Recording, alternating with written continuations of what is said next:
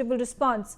On the night of 7th and 8th May 2025, Pakistan attempted to engage a number of military targets in northwestern and western India, including Awantipura, Srinagar, Jammu, Pathankot, Amritsar, Kapurthala, Jalandhar, Ludhiana, Adampur, Bhatinda, Chandigarh, Nal, Falodi, Uttarlai and Bhuj. Using drones and missiles, these were neutralized by the integrated counter UAS grid and air defense systems. The debris of these attacks is now being recovered from a number of locations that prove the Pakistani attacks. That's the big development. All right. Joining me on the telecast is Ashik Mir. Ashik, we're getting to know the Indian side has now confirmed that Indian Army has confirmed that Pakistan tried to attack 15 cities along the border of Pakistan. Shed more light into which were these 15 cities that have been targeted. Well, absolutely, Megha. This is a big development what we are getting, that the Pakistan has continuously tried to target the Indian cities, and the information has revealed that there are multiple cities in India which have been on radar, and the Pakistan defense is continuously trying to attack on these cities.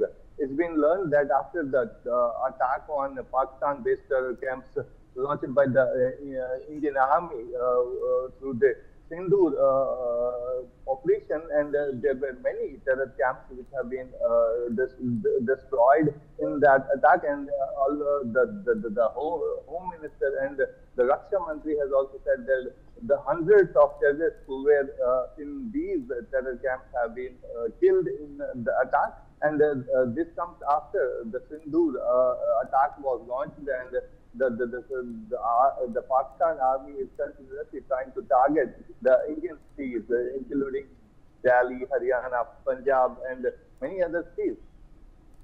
Right, absolutely. Tell us about, it says the Indian Army said that Pakistan has used drones and missiles to strike these 18 cities to 15 cities in India. If you could tell us if every single of these drones and missile strikes have been intercepted by the Indian Armed Forces. Well, absolutely. This information was shared, and this is known from the sources that the Pakistan has tried to attack through drones, and these drones have been brought from the China, and still there are information, there are reports that the Pakistan is continuously trying to disturb the peace in J&K as well as in India. Right, absolutely. We are also getting to know that the Indian Armed Forces targeted the air defense radars and air defense systems at a number of locations in Pakistan. What more information do you have on that?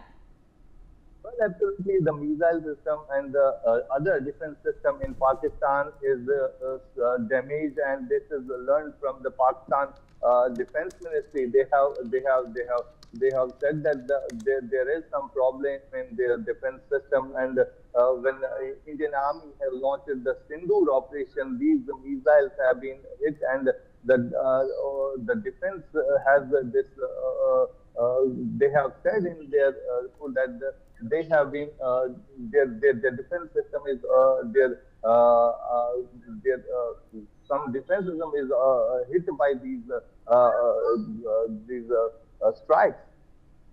Right, absolutely. And talking about all these cities that have been targeted by the Pakistani Armed Forces, it includes Awantipura, Srinagar, Jammu, Pathankot, Amritsar, Kapurthala, Jalandhar, Ludhiana, Adampur, Bhatinda, Chandigarh, Nal, Palodi, Uttarlai and Bhuj. These are the 15 cities that have been targeted by Pakistan.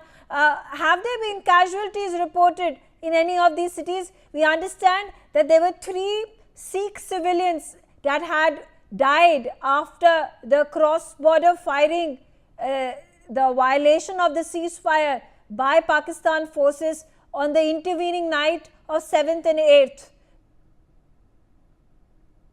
Well, absolutely. Since the Pahalgam attack took place, the Pakistan continuously violated the ceasefire, and soon after the Sindoor attack was launched on terror-based camps in Pakistan, they tried to continuously disturb the peace, and there was heavy artillery firing since Sindoor attack was launched, and then Pakistan fired on the civilian population, including in Akhnur, Punch sector, and there are reports that 13 people died due to this artillery firing and shelling. So many are wounded and they are being treated in different hospitals in J&K, and there are kiosks in these LOC areas where people are moving towards the streets because the Pakistan is continuously violating the ceasefire in these LOC areas. Right, absolutely. We are also getting to know, Ashik, that we are getting to know that the Indian response has been strong in intensity, as has been reflected by Pakistan. We are also getting to know, the information has been shared by the Indian Army that an air defense system at Lahore has also been neutralized. So all these reports that were pouring in earlier in the day, that in Sialkot, in Lahore and in Karachi, there were areas that had been struck by the Indian drones and Pakistan was retaliating. What more information do you have on that? Well, when a statement was made by the Raksha Mantri Rajnath Singh, they said that the attack which was launched by the India on the Pakistan-based terror groups, including in Pakistan and PUJK, and there are reports that missiles have been damaged. Pakistani missile system is damaged, and their defense system is completely in chaos. That how this attack took place, because people are very much angry against the Pakistan army and Pakistan defense system. They believe that the army, they should have been stopped the missile attacks, but they couldn't. The situation still remains tense in Pakistan, and the attack was specific on those where the terror groups were hiding, terrorists were hiding, and India has launched successfully those attacks, and they targeted those specific places. Okay, we also, another disturbing news we're getting to know now, up until now, since yesterday early morning, 16 innocent lives have been lost, including 3 women and 5 children due to the Pakistani firing. India has been compelled to respond to bring mortar and artillery fire from Pakistan to a halt. The Indian Armed Forces reiterate that their commitment to non-escalation, provided it is respected by the Pakistani military. So we're getting to know right now, it's the number of fatalities of civilians has increased from 13 to 16, including 3 women and 5 children. Now, do we know which areas are they concentrated in Jammu and Kashmir along the line of control? Well, absolutely. The Jammu region was mostly hit areas in Akhnur. There were 12 casualties in that particular area. So far, there were many people who were injured in this artillery firing, which was fired from the Pakistani coast. They targeted the civilian population, including in the Kupwara, Bandipora, Baramulla, and Jammu regions as well. So far, the worst hit area was Akhnur. There have been reported that 13 people were died, including some kids and women. So far, there are many people who have been shifted to the different hospitals in Srinagar and Jammu GMC. This is the situation right now. The people who feel fear in these LOC areas are being shifted to the other locations as well. Okay, all right. People have been shifted from LOC to other location. It is pertinent to note that there has been a retaliation that has been made by the Indian Armed Forces. A number of targets in several parts of Pakistan, including in Lahore and Sialkot and Karachi, have been targeted by the Indian Armed Forces. The Indian the Pakistan defense system has been neutralized in these areas, is what the Indian Armed Forces has now released in a statement. Coming back to my panelists in the discussion. Dr. Sandeep Tripathi is a foreign affairs expert. Dr. Tripathi, important information pouring in. 15 Indian cities were targeted by Pakistan. India is retaliating. A number of these cities, a number of Pakistan defense systems have been neutralized, is what the Indian Armed Forces is informing the public right now. And thirdly, concerning news coming in that 16 of the civilians have lost their lives in the cross-border firing, the ceasefire violation by Pakistan in the last day. What do you have to say to it?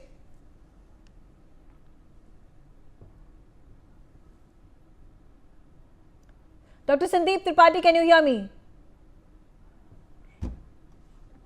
Okay, I have with me. I have with me Gautam Mukherjee. Gautam, can you respond to this? Particularly this three pieces of important information. 15 of the Indian cities attacked by Pakistan. India has retaliated and struck the Pakistan defense systems, and successfully so. And thirdly, there are 16 civilians that have lost their lives in the cross-border firing by Pakistan.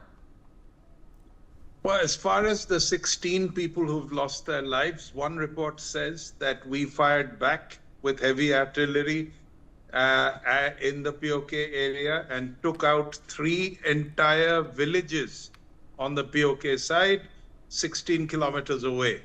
There was only a solitary report to this effect, and the Pakistanis no doubt are keeping quiet about it.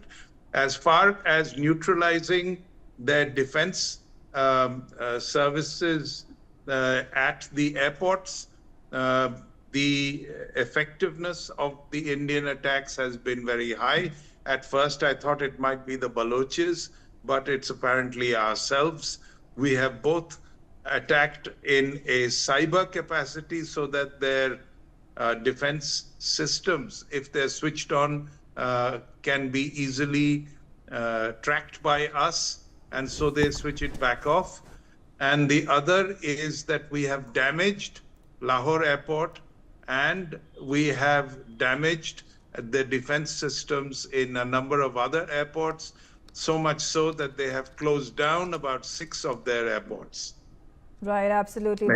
That's big news. In fact, there are no flights, there are no aircraft that are flying over the Pakistan airspace, as we had also showed you just a while ago. I'm going to also quickly get in General S.K. Singh about the situation. Now, this war seems to be escalating and at a very fast pace. Only yesterday there was Operation Sindoor that was executed successfully.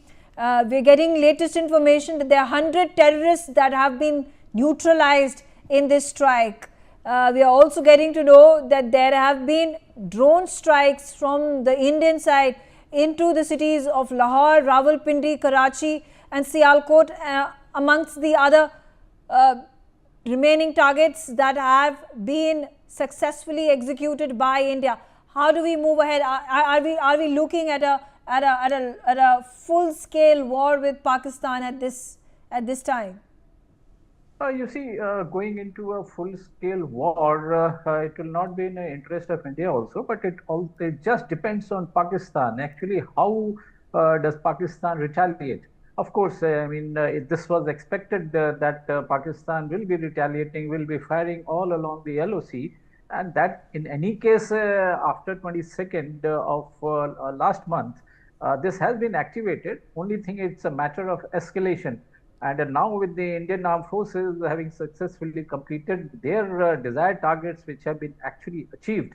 So, where all can they retaliate? After all, there are no terrorist camps here which they can fire upon. If they fire upon any military targets or civilian targets, that will amount to waging a war and starting a conventional war, which also they cannot do. So the only limited option available for Pakistan is to activate the LOC and keep firing there. And mind you, after all, these civilians who are getting killed in the cross-border firing, they are also Kashmiris, which they do not realize. So where is their question of claiming, our Kashmiris and our valley? So to my mind, these things will be just limited to about the LOC. the things may escalate to a higher caliber of firing by the artillery part, but then these things will continue. After all, they need to retaliate. They need to show something to their country. The army need to, Pakistan army need to show something to their countrymen. So that's what it is. And to my mind, I don't think it will escalate to a full-fledged conventional war. Though in case they want to try out that, the Indian armed forces are always ready. Okay, okay, all right. Tejas, let's hear it from you. On one end, the government of India, led by Prime Minister Narendra Modi, is briefing the secretaries and the ministries across the country in the 29 states to stay alert, to ensure that there is proper coordination, that there is a backup plan for any kind of emergency that happens in the country in the next few hours or days. And on the other side, you see the Indian Armed Forces reacting in an equally strong measure in wake of the Pakistani drone and missile strikes on 15 of our border cities. How do we see things going here on? Well, as everybody has been pointing out, the perpetrators, the ball is in their court now, because India has responded. Thankfully, the operation is not over yet. They made very clear to them, and it all depends on Pakistan. What do they want to do now? Many would in Pakistan, are already saying that one way out for them is already claiming victory, because they have murdered 15 civilians in Poonch, in Jammu. And most of them actually are Muslims, and many of the injured are Muslims also. There also are Sikhs and Hindus. So they can claim victory. They have shot down 10 Rafales. Who cares at the end of the day? But they can do all of that and come out of this, But they must have that political sense, and better sense must prevail. But it's Pakistan, the unpredictability of the ISI and their, the jihadi militant, ecosystem that they have grown. It's impossible to really tell. But the fact that India has, hit their, air defense systems, I think it says a lot. I think that there could be two possibilities here. Maybe this was part of the plan itself, that the next year they would want to retaliate and they would go and, target their air defense system, so they're crippled in many ways. Or they could be a sense that, the army and our intelligence, the RAW is picking up that Pakistan is planning a retaliation, and therefore it's a preemptive strike once again, ensuring that they remain crippled as far as possible. So it's difficult to judge because we have limited information as to what the possibilities are. Okay. It could be that given the fact that Rajnath Singh's all-party meeting, the message has come out very clearly that India will not pursue. Also, we have had many senior leaders in Pakistan say that we are willing to stop this here because we don't want a war. So I think voices have emerged from both sides. Okay, that remains to be seen. That remains to be seen. Keeping in mind that Rajnath Singh has clearly indicated that the operation is ongoing. It has not gotten over. Only phase 1 of the operation, which happened on the wee hours of 7th of May, has been completed, and the operation continues, and information will be dispensed as and when it is required for the Indian Armed Forces and the Government of India to do so. I also have with me Ajay Jandal. Ajay, latest information, 15 of the Indian cities have been struck by Pakistan, but in futility, because the Indian air defense systems have been able to retaliate and intercept the missiles and the drones that Pakistan sent India's way. Yes, certainly NewsX is reporting since morning that how Lahore was basically facing the explosion, and a number of videos and footages were shared by the people of Pakistan, and they were surprised that what exactly has happened. And DGISPR have shared this information that this was an Indian attack. Yes, this was Indian attack, but why this attack took place, that has been clarified by the Indian Army, that last late night 16 back-to-back missiles was fired from the Pakistan side to target Kashmir, Jammu, Punjab, Gujarat, and other part of Rajasthan as well. So that was basically Pakistan's attempt to target multiple location defense installation of the Indian forces, whether it is Western or the Northern Command. And when during the search operation, it was observed that that attempt has been foiled by the anti-missile radar system. That material which was recovered in the morning, that shows and indicates that it is a Pakistani missile which was fired from the Pakistan side. And today morning they have started retaliation, and they have destroyed Pakistan's radar system, defense radar system, and other things in Pakistan, which basically was creating trouble. And this was only the retaliation of the Indian Army, because right after that Pahalgam incident, in which 26 people have died, it was conveyed to the world as well that India will only target the terrorists and their commanders wherever they are sitting, and that is what they have done. 9 locations were targeted, only terror launchpad and the training camps were destroyed. But when Pakistan attempted to target the defense installation of the Indian forces, then it was retaliated effectively, which has resulted that Karachi, Lahore, and other locations of Sialkot that are facing the heat of the defense forces action. Right. Also, you've shed more light into these 16 civilians who have lost their lives in the ceasefire violations by the Pakistani army. There are women and children that have also died, unfortunately. Which do we know? Have we identified which areas in Jammu and Kashmir along the line of control have these civilians lost their lives? Yes, certainly when Pakistan faced this attack on the terror launchpad and terror commander, terrorist training camps, whether it was Lashkar Jaish and Hizbul Mujahideen's launchpads were hit. What Pakistan started doing, that they have violated ceasefire, and they have started targeting the civilian area in Poonch, Uri, Kupara, Baramulla, and in the Rajouri sector of line of control. Immediately it was retaliated effectively. Just feel, just try to just imagine that how brutal Pakistanis, they have targeted the civilian area deep inside the line of control, about 8 to 10 kilometers inside the line of control area. They have targeted in Poonch, in which 16 people have died, which includes 5 children, women, and innocent people. They are injured, and more than 50 people were injured. They were evacuated and shifted to the hospital where treatment is going on. Most of the areas on line of control and the international border villages that have been totally vacated, because it was already assessed by the authorities that there are possibilities that what Pakistan have done in the past as well as done in the Poonch and Uri, that can be repeated on these areas. So that's why these areas has been totally vacated, and people have shifted to the safer location where they have been provided food, shelter, and other things. But at the same time, arrangements are made by the forces to ensure that Pakistan has to be taught a lesson. Still forces are saying that after terror attack, it was a retaliation on the terror camps. After this missile attack, it was retaliation on the radars and other system. But if Pakistan will try to do anything which could create trouble for the Indian forces, and if Pakistan will try to escalate such things, then Pakistan has to face the consequences. Okay, stay on with me, Ajay. General S.K. Singh, how important it is for an army to have its air defense systems in place, and what happens if it gets destroyed, as it happened in Lahore after the Indian drones hit one of the air defense systems in Lahore?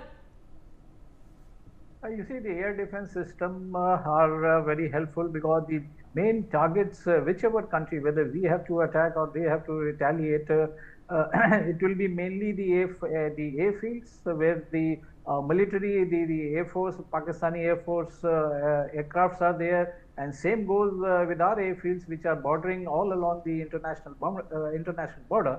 So there the air defense systems have to be in place, and they are already in place as far as India is concerned, and they are in place as far as even Pakistanis are concerned.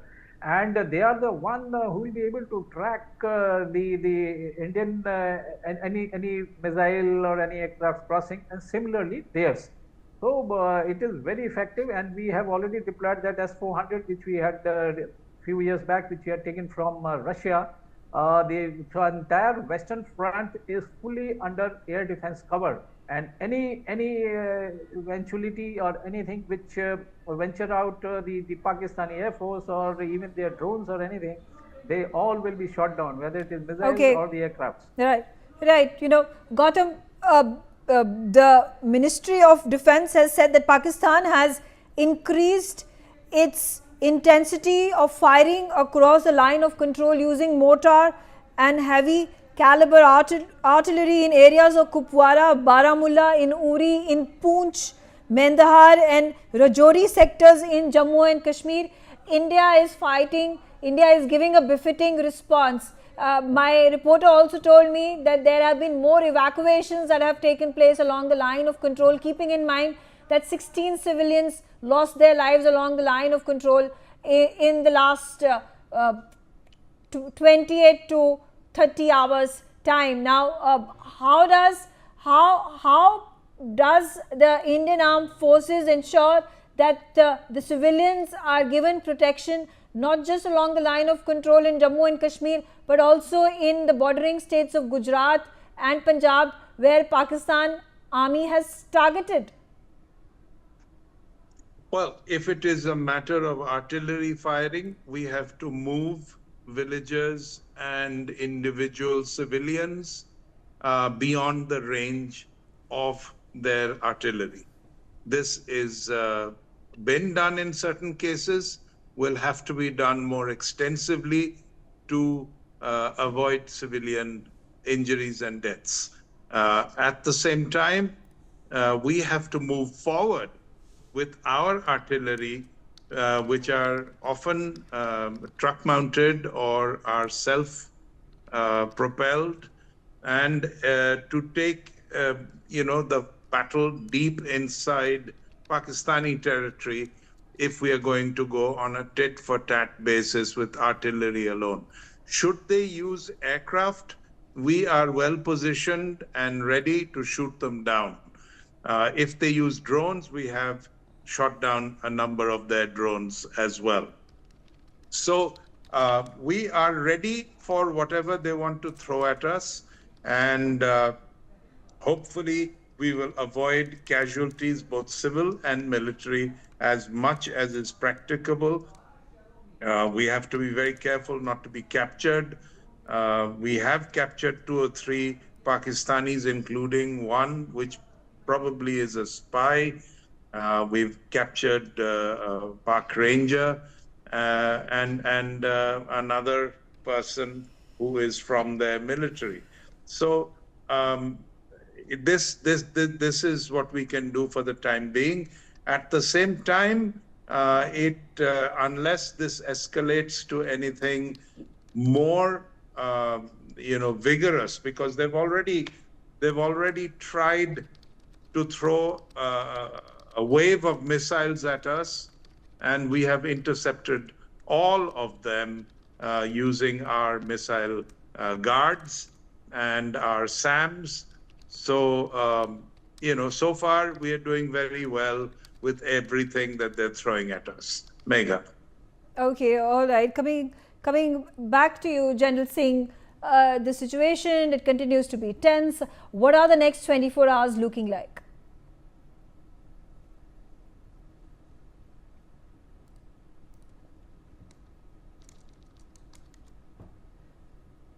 Okay, I'm being told that General Singh is not in the panel with me, but Tejas, again, the next 24 hours are going to be more intense. We are also getting to know that certain parts of Amritsar, where at least there are now certain parts of Punjab, in fact, there are 9 to 10 of these border districts where there has been a blackout that has been announced tonight from 9 p.m. up until 5 a.m. So that's a long period of time where the people, the civilians, will have to adhere to the blackout. What does this indicate?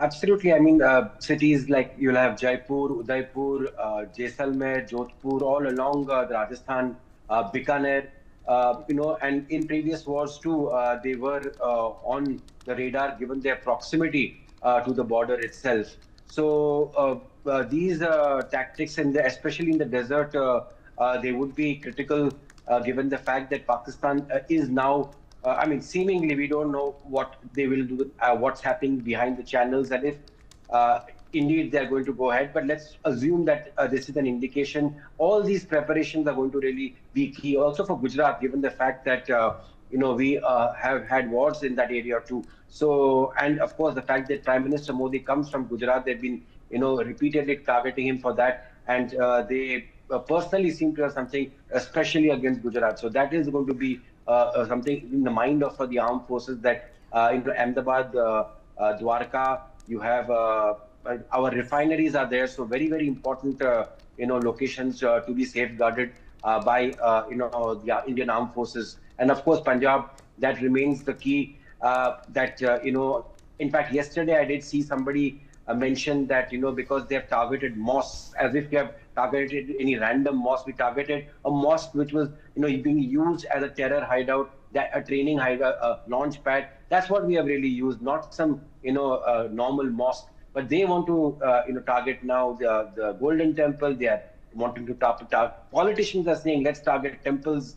So I mean, anything. These people can do anything. They've talked about targeting the RSS. Anything they are possible. They can do. So I think, yeah, a blackout. All this preparation, mock drills that we have been talking about, especially along the the border states, are going to be very critical, and that is why Okay. I have to interrupt you over there. We're getting latest information. Pakistani terrorist Rauf Azhar has been neutralized. He is the IC-814 hijacker, is what we're getting to know. Visuals on your screen of the terrorist. He has been neutralized. India has struck Rauf Azhar. The brother of Masood Azhar has been struck. He has been neutralized. Ajay on the telecast with me. Ajay, that's big news. Terrorist Rauf Azhar, the brother of the infamous terrorist Masood Azhar, has now been struck. He has been neutralized. Give us more information. Yes, Rauf Azhar is neutralized during that, airstrike by the Indian forces there in the Pakistan and Pakistan occupied Kashmir. And we have seen that yesterday Masood Azhar was seen crying and was claiming that I have lost my 10 family members, which includes brother, sister and other relative of Masood Azhar. And now the fresh input says that Rauf Azhar was also killed in that attacks of the Indian Air Force, and he was basically one of a terrorists who was involved in the Kandahar hijacking, and that's why I remember that Masood Azhar was released. Yeah. So this is a big achievement, and Indian authorities have clearly mentioned on the day one that they will be punishing the people, those who are responsible for this terror attack in Pahalgam. They says that terrorists and their commanders, wherever they are sitting, they will not be given relief. They will be punished, and that is what they have done during this strike over there in the Pakistan and Pakistan occupied Kashmir. Okay, all right. Gautam Mukherjee, coming to you. Rauf Azhar, the Kandahar hijacker, has been neutralized. That's the big news coming in at this point of time. There have been family members, at least 13 family members of Masood Azhar, who were targeted in the Operation Sindoor Phase 1. They have all been neutralized. Are we inching closer towards neutralizing every single one of the terrorists that were the perpetrators of the 2008 terror attack in Mumbai, the 2001 terror attack, the 2002 Akshardham attack? All these terrorists and their terrorist outfits continue to be given safe havens, free operations in the land of Pakistan even now? Well, we have attacked 9 out of some 21 terrorist training camps. We've chosen these 9 very carefully. 2 of them are in Punjab. One, Muridke, is practically a Lahore suburb, and Bhavalpur also is just 100 kilometers further away, deep in Punjab. And these were places in particular which the Pakistanis thought were very, very safe, and they didn't think that India would go so deep into West Punjab, which is where 54% of their population lives, and where all the powers that be reside, where the army has its headquarters. And in every way, West Punjab is the most important part of Pakistan. However, to answer the question in a deeper sense, I believe, the only way that terrorism can be stopped is not with these punitive strikes, however audacious they are and however many important terrorists they kill, because the terror factory is massive. There are tens of thousands of people being created every month. So in order to really stop it, there is a need to take back POK and Gilgit-Baltistan, because then they have no depth. Pakistan is a very narrow country. Any further terror strikes will have to be launched from within Pakistan, and we will be within 30 kilometers of wherever it is that they're launching from, because we will be on their borders. So taking back, strategically speaking, taking back POK and Gilgit-Baltistan sooner rather than later is of the greatest importance. Otherwise, this becomes symbolic. Yes, they killed 26 of ours. We've killed 100 of theirs. We have gone into Punjab. We have breached the international border, the LOC. We have shot them from the sea. We've shot them from the land and the air. Very good, but it's not over till it's over. It will be over when we take POK and Gilgit-Baltistan. Yeah, but again, the important question about Hafiz Saeed, about Dawood Mehboob Azhar, they at this point of time are still free. We are also getting intelligence information as per sources that Masood Azhar, Hafiz Saeed, they have been given safe havens by having them installed in heavily populated regions in certain parts of in Pakistan. Now how is it that India can further escalate its operation in ensuring there is a measured strikes, the civilians are not targeted, but the terrorists are rooted out?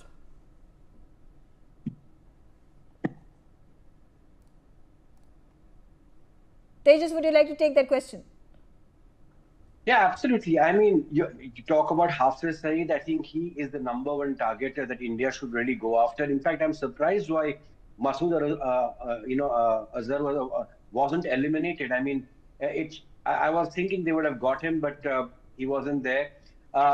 Hafiz Saeed has been the mastermind behind most of the blasts which have taken place across the country, and also had links with the Indian Mujahideen, which also went on the rampage for a very long time. And then, of course, who can ever forget the masterminds of the 1993 Bombay blast?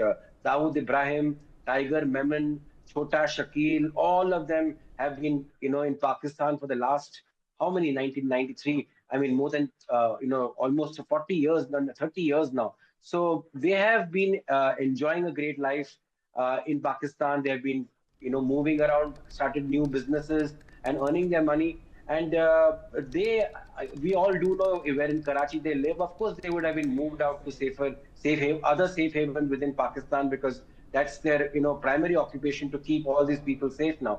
So, but yes, see, let's remember now the status quo has changed immensely. Yeah. In very soon we'll find out where they're hiding and we'll target them there. They are not safe anywhere within Pakistan. They thought they are safe there. Abhi, we said घुस के मारेंगे, अभी दोबारा घुस के मारेंगे. So I think it has really, this Operation Sindoor is going to hurt Pakistan very, very deeply. And if Balakot, that one, the Balakot strike which happened, brought peace for 5-6 years, this is going to bring some peace for some time at least, because now they have learned that there can be a lot of repercussions. Also, the Indus River Treaty, that's going to be hurting them even more. So let's not forget, this is going to be not just punitive action. There's going to be much more coming. And of course, let's not forget, if at this hour, if just now, the BLS carries out an attack or the Taliban carries out another attack, then they are again going to be stretched on at various levels. So Pakistan does understand what is at really stake here. And, I mean, India, if it plays it cleverly, it can really corner Pakistan given its geography. I mean, Pakistan, if you look at it, has no friend anywhere. Okay, Afghanistan, all we are right. against So, them at the so moment. okay. I'm going to quickly get in general escasing about the situation. We were getting to know that this strike that was conducted by India yesterday, Bahawalpur strike, one of the 9 terror targets that were targeted by India. It is amongst those 9 targets, the one target of Bahawalpur that was struck by the Indian armed forces, and in this anti-terror strike, the brother of Masood Azhar, Rauf Azhar, has been neutralized. That's the information that we are getting right now. So, amongst the 13 family members of Masood Azhar, Rauf Azhar has been neutralized, is what information is pouring in right now. You see, but the main guy is already missing. He can always build up his further forces and plan more attacks for which the Pakistan's ISI will always take advantage. It's just the family members who have been eliminated. But we need to eliminate the top terrorist, the organization, the leaders. I mean, I agree with what Tejas in fact has told. It is really surprising as to how these top leaders, once the top leadership is eliminated, automatically the entire thing will crumble. And next target, in fact, we should have also targeted the ISI headquarters as such, though it's a military target. I mean, it's not a terrorist target. But then it would have sent message, look, you are the one who are actually totally involved with them. They are just freely moving around and just no pressure. Right, absolutely. Stay on with me. I'm getting more information. The United States of America has now issued an alert for its citizens in Lahore. The United States has asked its citizens to leave or seek shelter. That's the big information. All right, Gautam, obviously the embassies across the world who have set up their consulates, who have their citizens living in Pakistan, are going to be issuing alerts, as has been done by the US Embassy. These are uncertain times, and the safety and security of the citizens for the American government is of utmost importance, and therefore an advisory being sent out. Yes, apart from 1971, we have not attacked Lahore. We haven't crossed the border this time either, but our missiles have, our drones have. It has completely changed the strategy and the tactics employed on Pakistan. As all the panelists have said, we will go in again wherever the terrorists may be. But, my point in raising Gilgit-Baltistan and POK is because they give the reason for their terrorism as Kashmir. Munir said it's his jugular vein. Well, if you take the rest of Kashmir, POK and Gilgit-Baltistan, and make it part of India, they don't have an issue, do they? It's like they lost East Pakistan. Now they will lose whatever part of Kashmir that they still have. So this is where we're going. Now, as far as advisories from America and other Western capitals, they are seriously contemplating that there may be attacks, further attacks, Indian attacks on Lahore based on escalation done by the Pakistanis. Now, whether they will dare to do so remains to be seen, but we are very clear, we have stated as much, that if they escalate, we will retaliate. Okay, all right, I'm just going to read out that alert that has been issued by the US Embassy and its consulates for the citizens of America. It says, due to reports of drone explosions,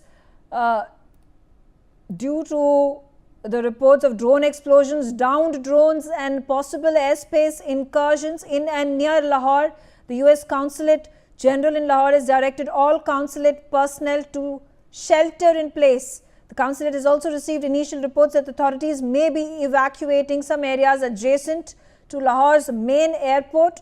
US citizens who find themselves in an area of active conflict should leave if they can do so safely. If it is not safe to leave, they should shelter in place. The US Embassy and consulates in Pakistan will send updates as needed through their messaging system. So that's the alert, Gautam. This is as real as it gets to a wartime situation that people living in Pakistan and particularly in Lahore are facing. So all the reports that had been pouring in earlier today from the Pakistani media side, the DG ISPR had also released statements that it was not just Sialkot or Karachi, even Lahore had been struck by Indian Armed Forces. The Indian Armed Forces in the meantime has confirmed this report that it has in fact struck and been able to successfully target and destroy a Pakistan air defense system. And in wake of this, the US consulates in Lahore have been asked to bunker in and stay safe. It has asked its citizens to stay safe, asked citizens to leave the area if they possibly can. That's the statement coming in from American government. Well, I don't call it a warlike situation, Megha. I call it a calibrated escalation based on their action. If they don't now do anything too audacious, we won't either. We have, as you notice, since the 7th, only done what they have done, except we've done it effectively and they have failed to achieve their targets. Now, further to this, whatever else they can, because they've already brought their missiles into play, they've already brought their drones into play, but they've failed to achieve their targets. They've also brought their planes into play, and reports are that we've shot a couple of them down. Of course, they claim 5 of ours were shot down as well. So remains to be seen what they do next, because they're running out of options. If they try a land war or they try a navy war, well, that'll be an escalation, all right. Let us wait and see.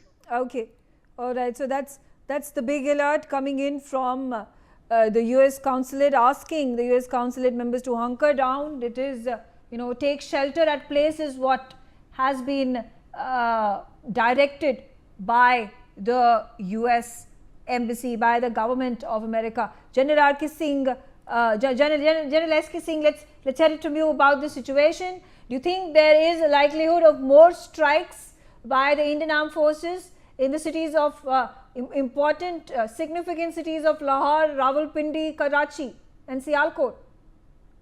Yeah, because you see, I'm expecting because even Pakistan also will be trying to target our cities.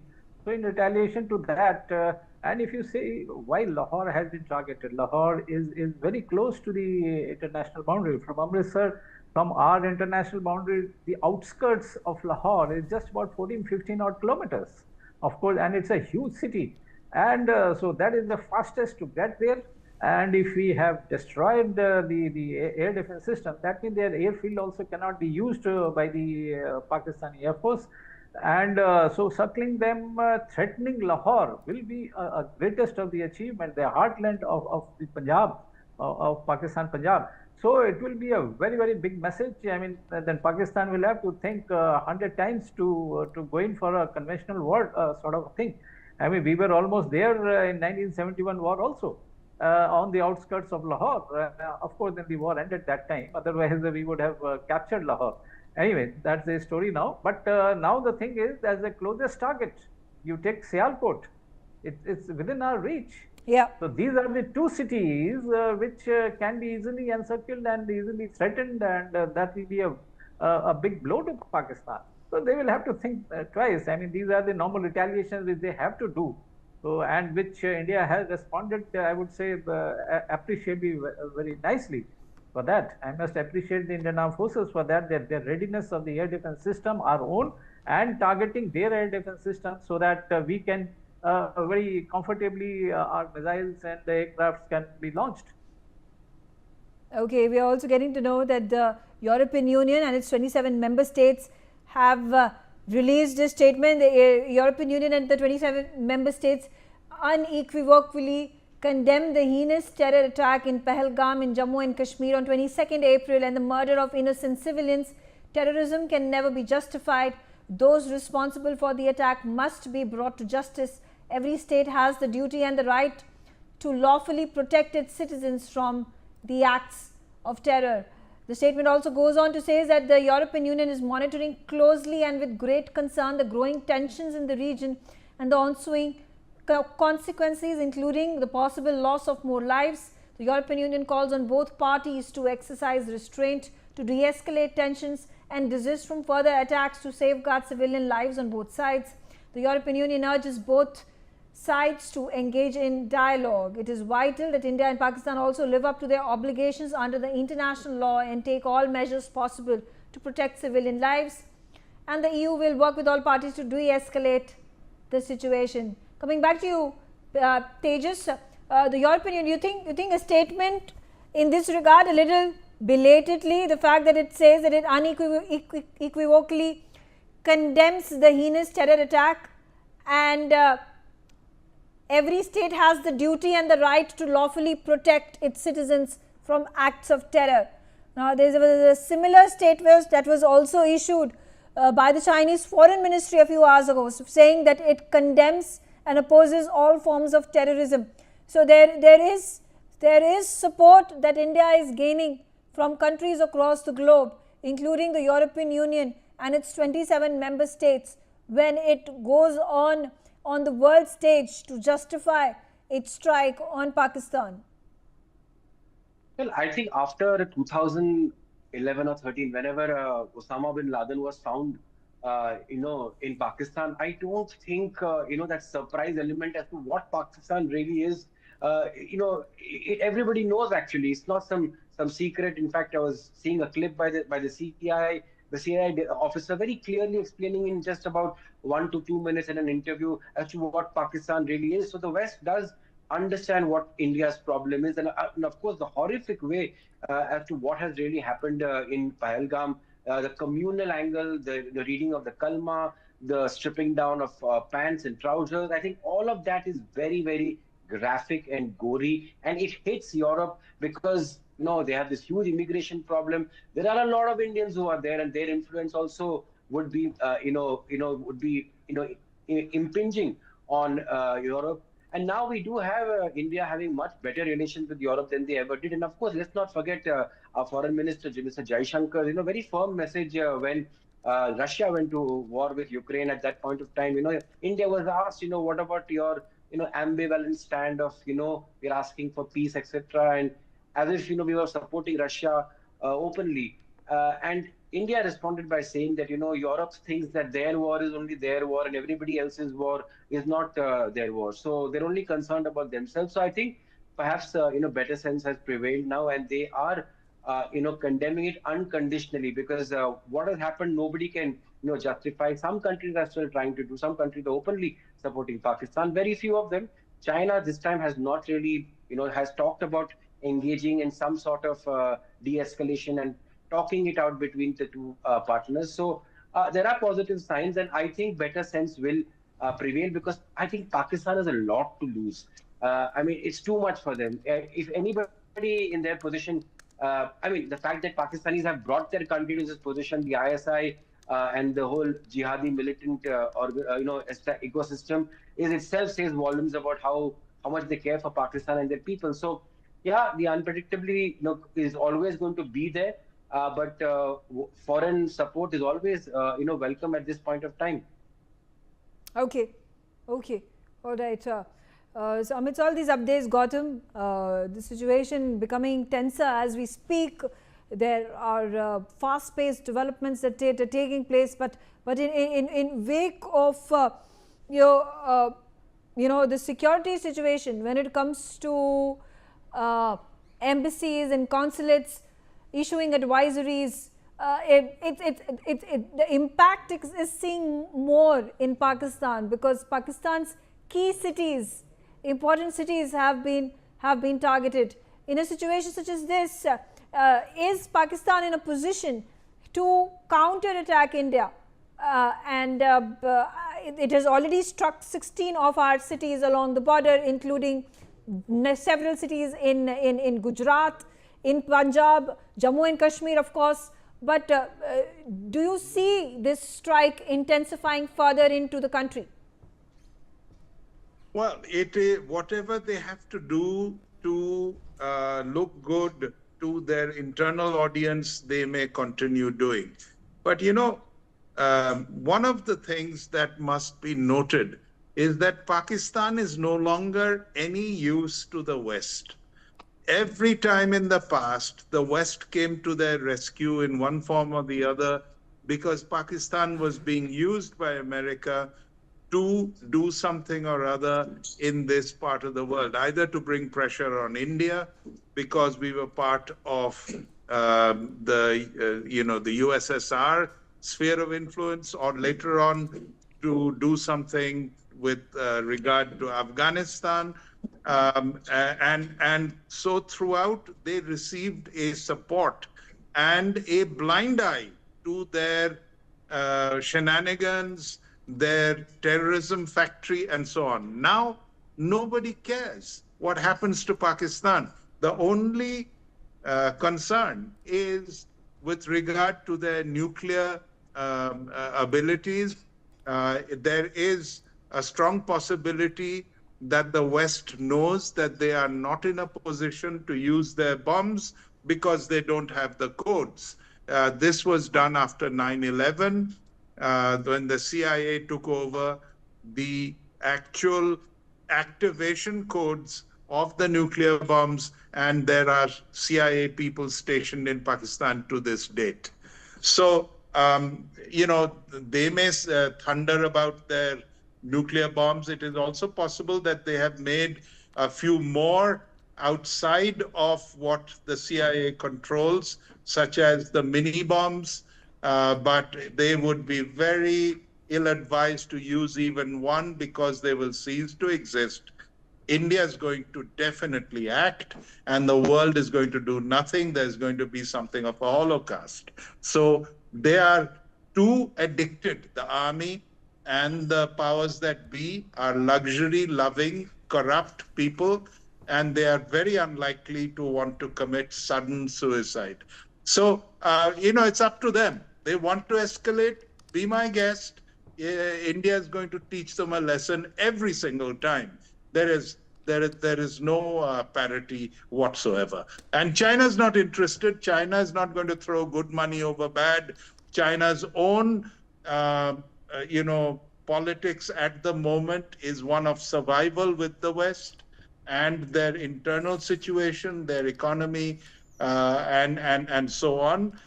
They have more to gain by having a good relationship with India than with Pakistan. They will keep on making statements, but that's as far as it goes. 15 odd days have gone by. Nobody has really said anything useful for Pakistan to use. Megha. Okay. All right.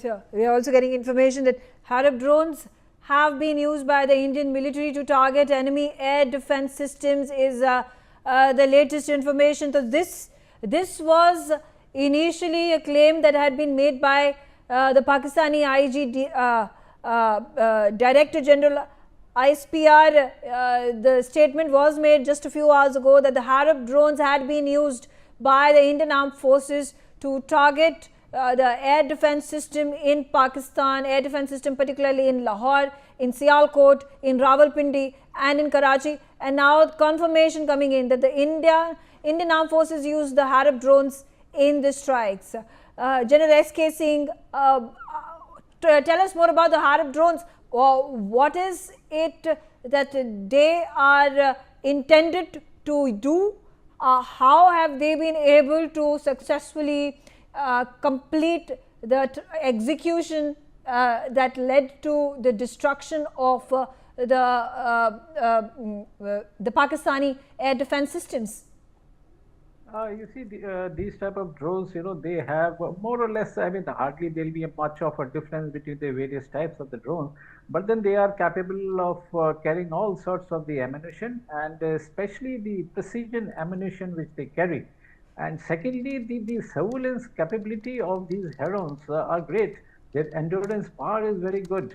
They can fly at much higher altitude and still pinpoint accuracy. I mean, they will be able to pinpoint the target and drop the bomb as and when required. So that gives the flexibility, and that gives the advantage what India has got. I mean, such type of drones, I don't think the Pakis have got. Otherwise, they would have used that by now. So these drones are of the best of the drones that India has got.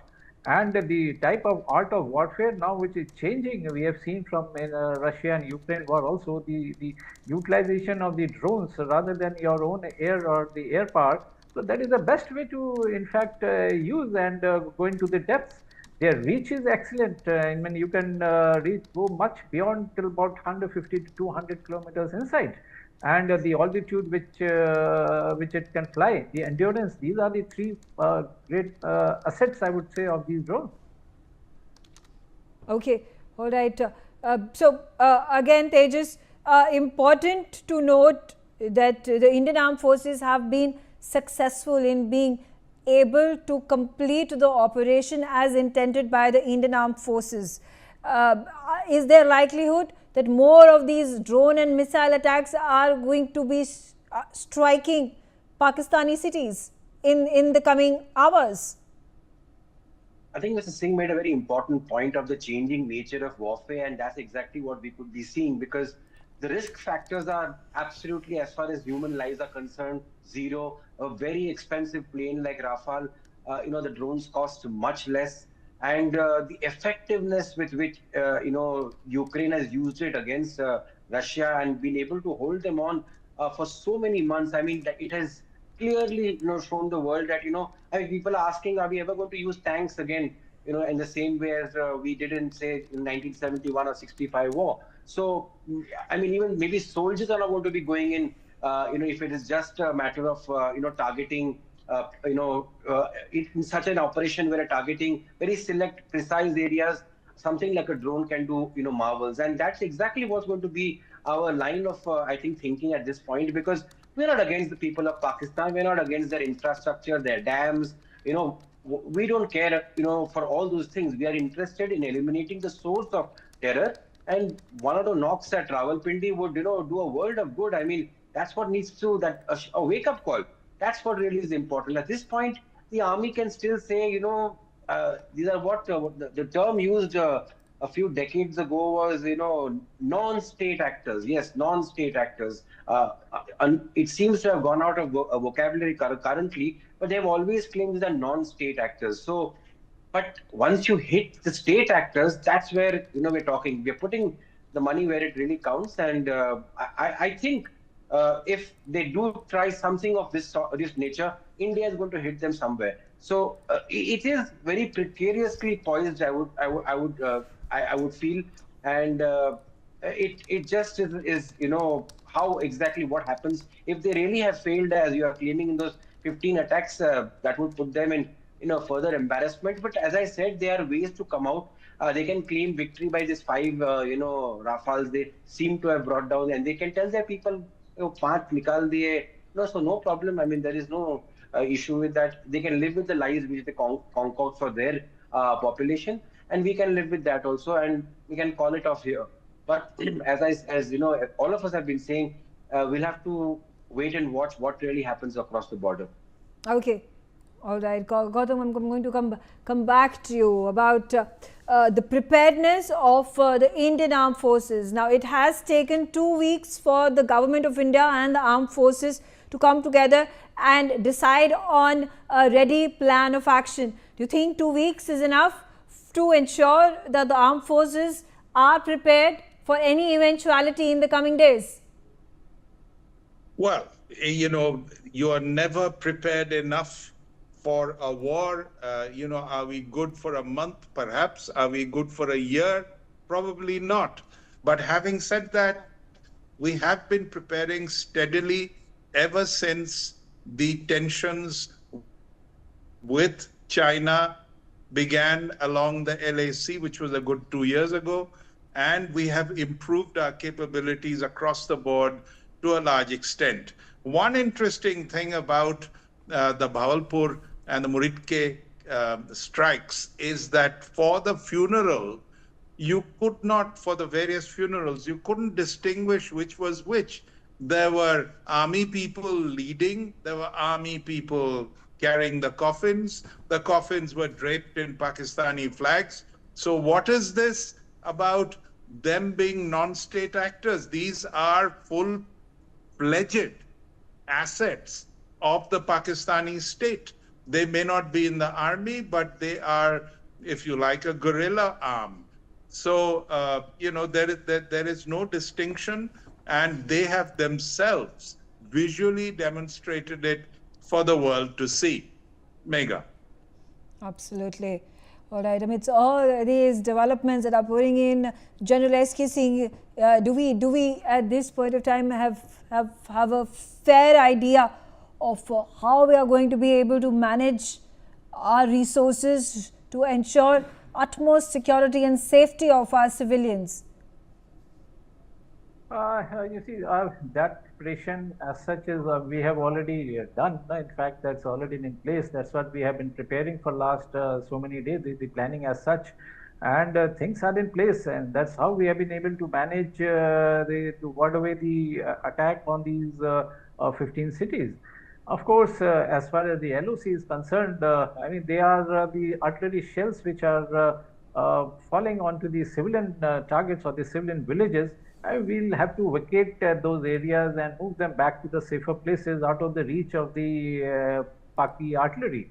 And their artillery range is just about limited to 25 to 30 odd kilometers, so they can be moved beyond that. And we, of course, have got much larger caliber of artillery across the LOC, and we can even go up to 70, 80 odd kilometers across the LOC. And so this is the way, and air defense systems have to be in place, which are already in place. The example we have already proved ourselves. So all types of preparations have been going on, and everything is in place. So next move, it has to be actually decided by the Pakis. What do they want? All right, Sri Lanka has now reacted to India-Pakistan escalation. It says it will not allow any faction to use its airspace or the country's territory to attack another nation. The cabinet spokesperson, Minister Dr. Nalinda Jayatissa, has spoken, and he has added that Sri Lanka will continue its non-aligned policy in this situation. Gautam, coming to you, how important has it become for our neighbors to support India in a time such as this? Well, I think, fortunately, our relationship with Sri Lanka has improved dramatically ever since they went nearly bankrupt and India came to their rescue. The new government, the young Prime Minister and President and so on are very much, India first kind of people. They continue to have a relationship with China, of course, because that is, if you like, inherited, and there are ongoing projects and debts to pay and so on. But they are definitely well inclined towards India, and as is the population, they're well inclined towards India. They are grateful for what China has done for them. So to that extent, they are, on our side in a sense. Bangladesh, of course, has deteriorated rapidly, and we have to see. Up to now, they've been quiet. Once the shooting started, we will see whether they get involved in any capacity whatsoever. Nepal is also much better inclined towards India than it used to be, and it does not appear that China is instigating them into any hostile posture. So most of the Maldives, yes, insofar as they are running with the hares and hunting with the hounds, and they are not, in any case, a security issue for us at the moment. The other, Mauritius, is very much on India's side. We have built up again all over the Andaman and Nicobar Islands. So we seem to be fairly safe. Diego Garcia is watching proceedings very closely. The Americans, the French, the Australians, the Japanese, all these people are on our side and are ready to assist should they be called upon to do so. Israel has been very, very supportive. They are not directly involved, but they have been the most vocal in terms of support. They were very helpful in the Kargil war as well, and they understand what it is to get into these existentialist crises. They have had it. Okay. Okay, so those are important developments, news that is trickling in. Let me also get in. Okay, I have with me other panelists, and let's RVS Money. Important over here to note that India's neighbors need to come together if to ensure that there is going to be peace that is going to be ensured, at least on the eastern and the northeastern front of the Indian border. And while Sri Lanka comes out and makes this statement that it is not going to allow it to the use of its airspace or its territory in any sort of attacks or strikes on any nation, do you think similar statements should have come from Bangladesh, from Maldives and other countries? At the outset, let me set the record straight. We are not attacking any statement. Our attempt was a war on terror. If, as somebody said, state actors and non-state actors, if state actors are involved in terror and supporting terror or standing with the terrorists, it is their guilt, not my thing. I am doing the global war on terror. That is the first observation I want to make. Having said that, you cannot be arguing when they are going to not allow you or taking a hostile posture. Indeed, Sri Lanka has taken this. I'm sure they will be also, they have also suffered terrorism for quite a long time in the 80s. So they would also appreciate that Indian concerns about curtailing terrorism in the region, and our diplomacy will try to sort it out. But at this time, there is no challenge. We are not using any other country's territory for propelling our perpetuating our self-defense war on terrorism. We are not using anything. Everything, all our offences are happening from within the India or airspaces or wherever it is. We have not so far used it. We have never used it for that matter, whether it was Balakot or only in the case of Uri that they had to go into, and one more case in Myanmar when we went into the Myanmar territory and all. Generally, that is our stated policy. So we don't have to be really disturbed if Sri Lanka makes a statement. We don't have to be very enjoying it also. It makes no difference to us. Our counter strategies are very, very clear. We know our boundaries. Similarly, if Bangladesh also doesn't come out with a statement, that should least bother us, because Bangladesh is having internal problems a lot. So there should not be any problem about it. We should not be really disturbed about their not coming out and making a statement. And in the entire equation, Bangladesh, how relevant it is, we do not know. Although there have been empty threats saying that if India attacks, Bangladesh should stand and sever which is a far-fetched thing. I do not think it can ever do that, about severing northeast from us or cutting the chicken neck and all. That's all some rabble-rousing, nothing more than that. That's all absolute rabble-rousing by the local group. So you don't have to be really disturbed about it. We are focused. As somebody said, we are very focused, and we will continue to do. See, our fight is against terrorism. State actors, non-state actors, we don't make any differentiation. Lieutenant General Nitin Kohli, I'll come to you. And in wake of all these developments that have taken place today, and we were not aware about this up until a few hours ago. I think it was safely assumed by people that there has been Operation Sindoor that was conducted yesterday early morning, and that was the end of the operation. And now there are more revelations being made that there have been drone and missile strikes that have been initiated by the armed forces on the cities of Lahore and Karachi. And not just that, Pakistan had tried to hit us on 16 of our border cities along the line of control and the international border by way of its drones and missiles. Fortunately, and we have been able to intercept every single one of those drones and missiles.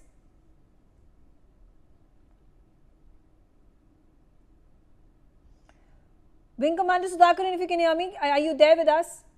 Yeah, I can hear you. The same question about the fact that, we are slowly and steadily getting to know more information about the strikes that India has initiated against Pakistan, and nefariously Pakistan that has been trying to target our border cities. 16 of them targeted, and unfortunately for them, they have not been able to be successful in any of those drone and missile strikes.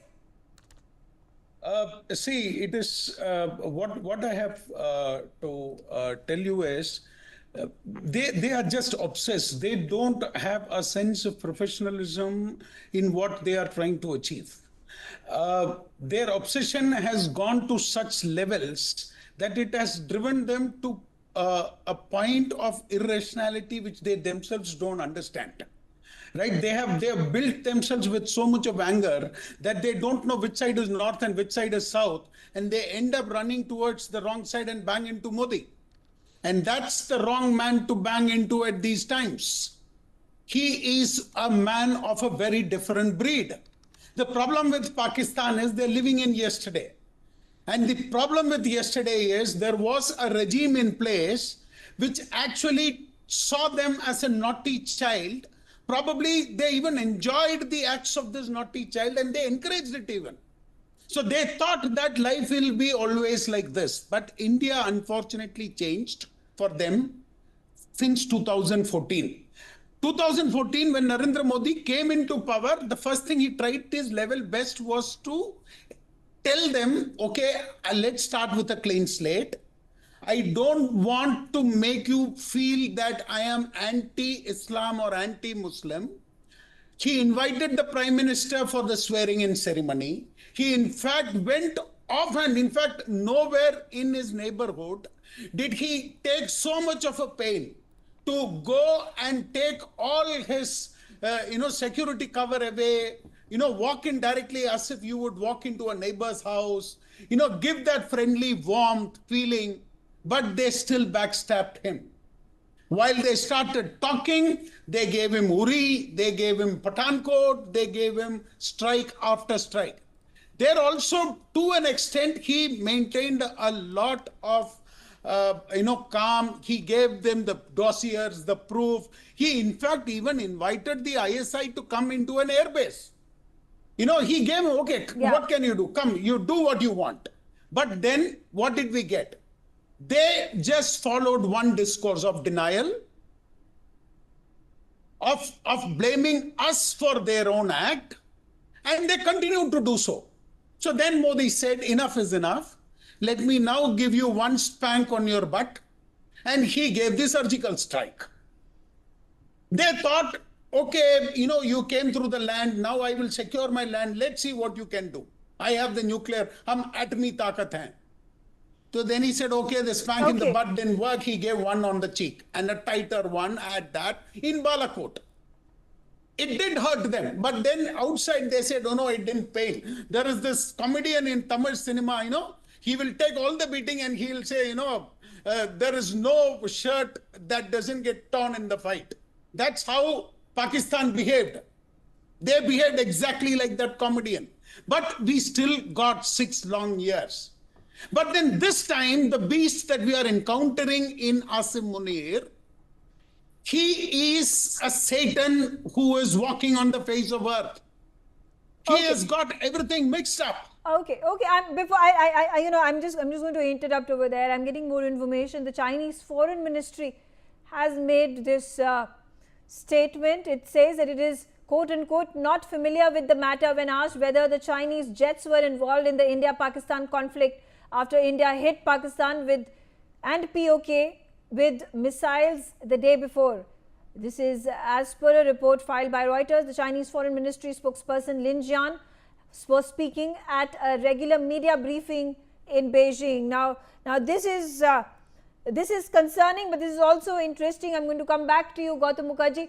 The fact that the Chinese jets may have been used to strike India on the intervening night of 7th of May and 8th of May goes on to reflect that there was support that was perhaps provided by the Chinese by way of military assistance in fighting India and attacking India.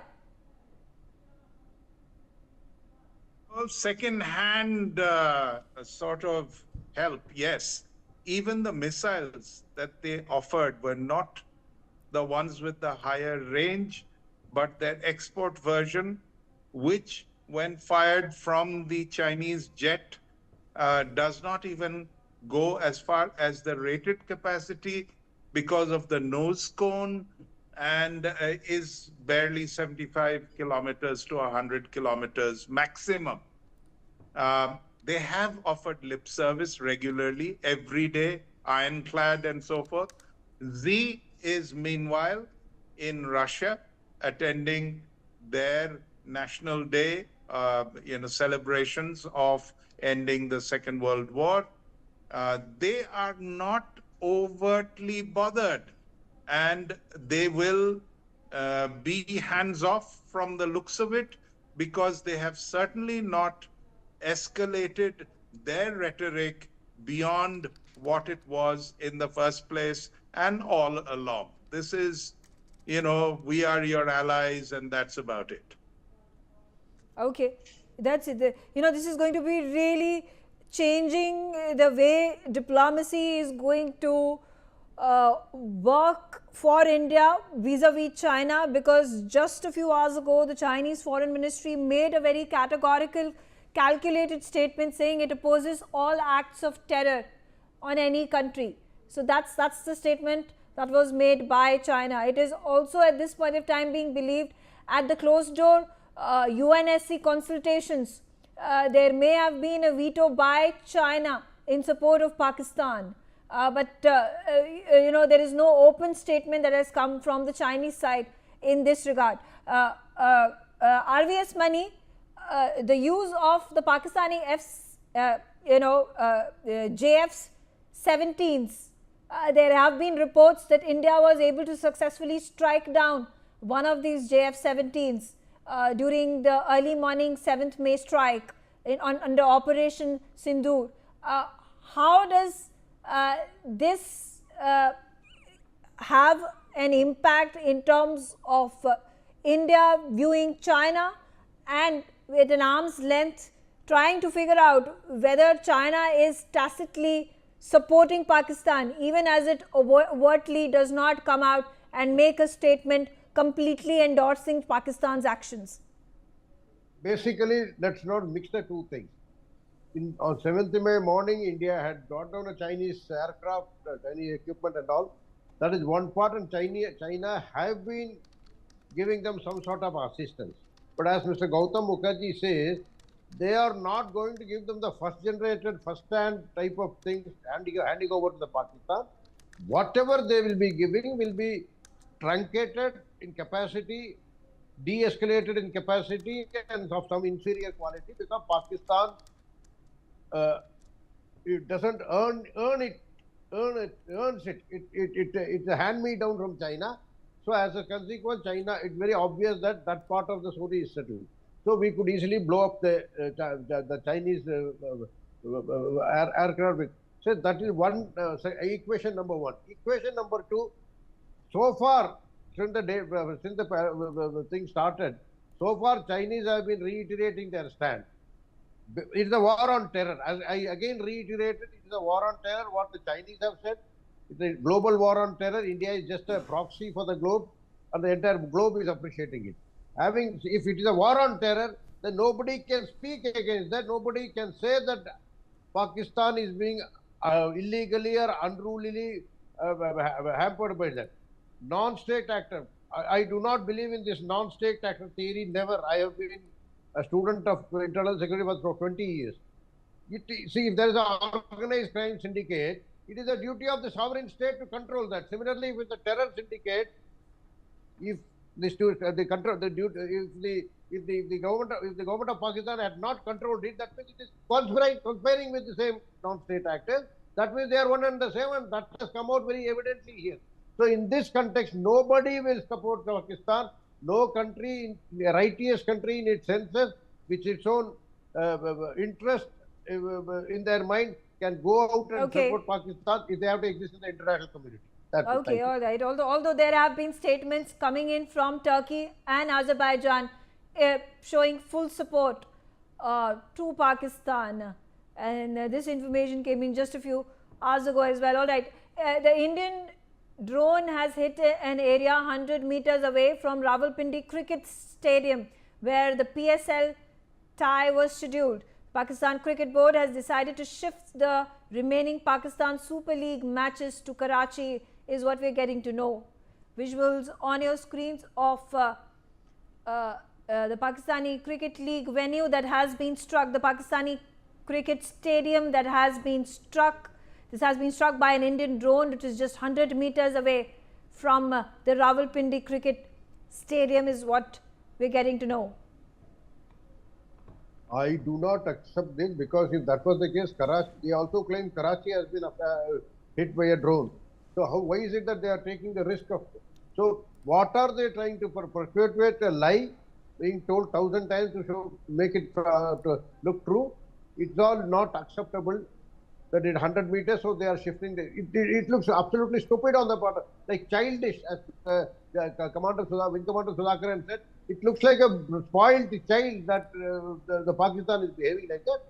They should be man enough, whether it is Asif Muniz, the joker, or a cartoonist, or whatever it is. They should be man enough, accept that we have done this, we have had terror nurseries, now India has demolished it, and now we will not, we promise to the go to the entire world that we will not respect it. It was our mistake by the previous regime to put the blame on anybody. But stand up and be a man and accept it. That's what the world expects them to do. Otherwise, India will continue to war on terror, whether the world likes it or not. It is terror which we are fighting. I will quickly interrupt you, sir. The Defence Minister of the country, Rajnath Singh, is speaking to the public. Listen into what he said. में आना मुझे बेहद अच्छा लगा है।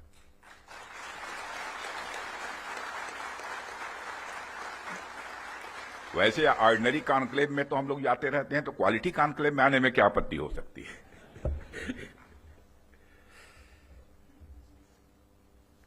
साथियों, सबसे पहले तो मैं हमारी आर्म्ड फोर्सेज ने कल जो कार्रवाई की है,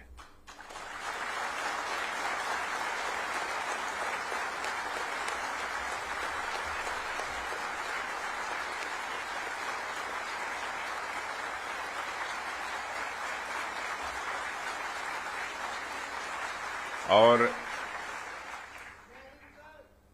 जय हिंद, जो शौर्य और पराक्रम दिखाया है, उसके लिए मैं हृदय से बधाई देता हूं।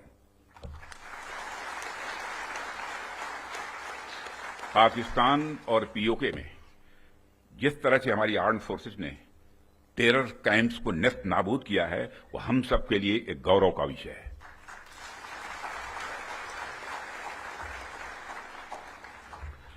साथियों, आप सभी नेशनल क्वालिटी कॉन्क्लेव का आयोजन ये आपका चल रहा है। क्वालिटी की क्या भूमिका होती है, यह क्या रोल अदा करती है, इसका नमूना हमने कल देखा।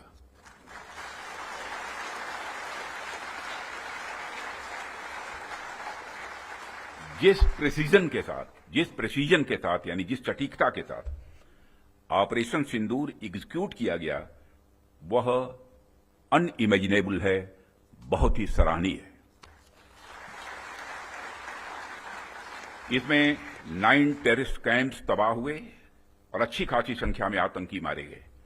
जिस तरह से इस ऑपरेशन को किसी भी इनोसेंट को नुकसान पहुंचाए बिना मिनिमम कोलेटरल डैमेज के साथ अंजाम दिया गया, वह इसलिए संभव हो पाया क्योंकि हमारे formidable and professionally trained armed forces के पास इक्विपमेंट भी हाई क्वालिटी के थे।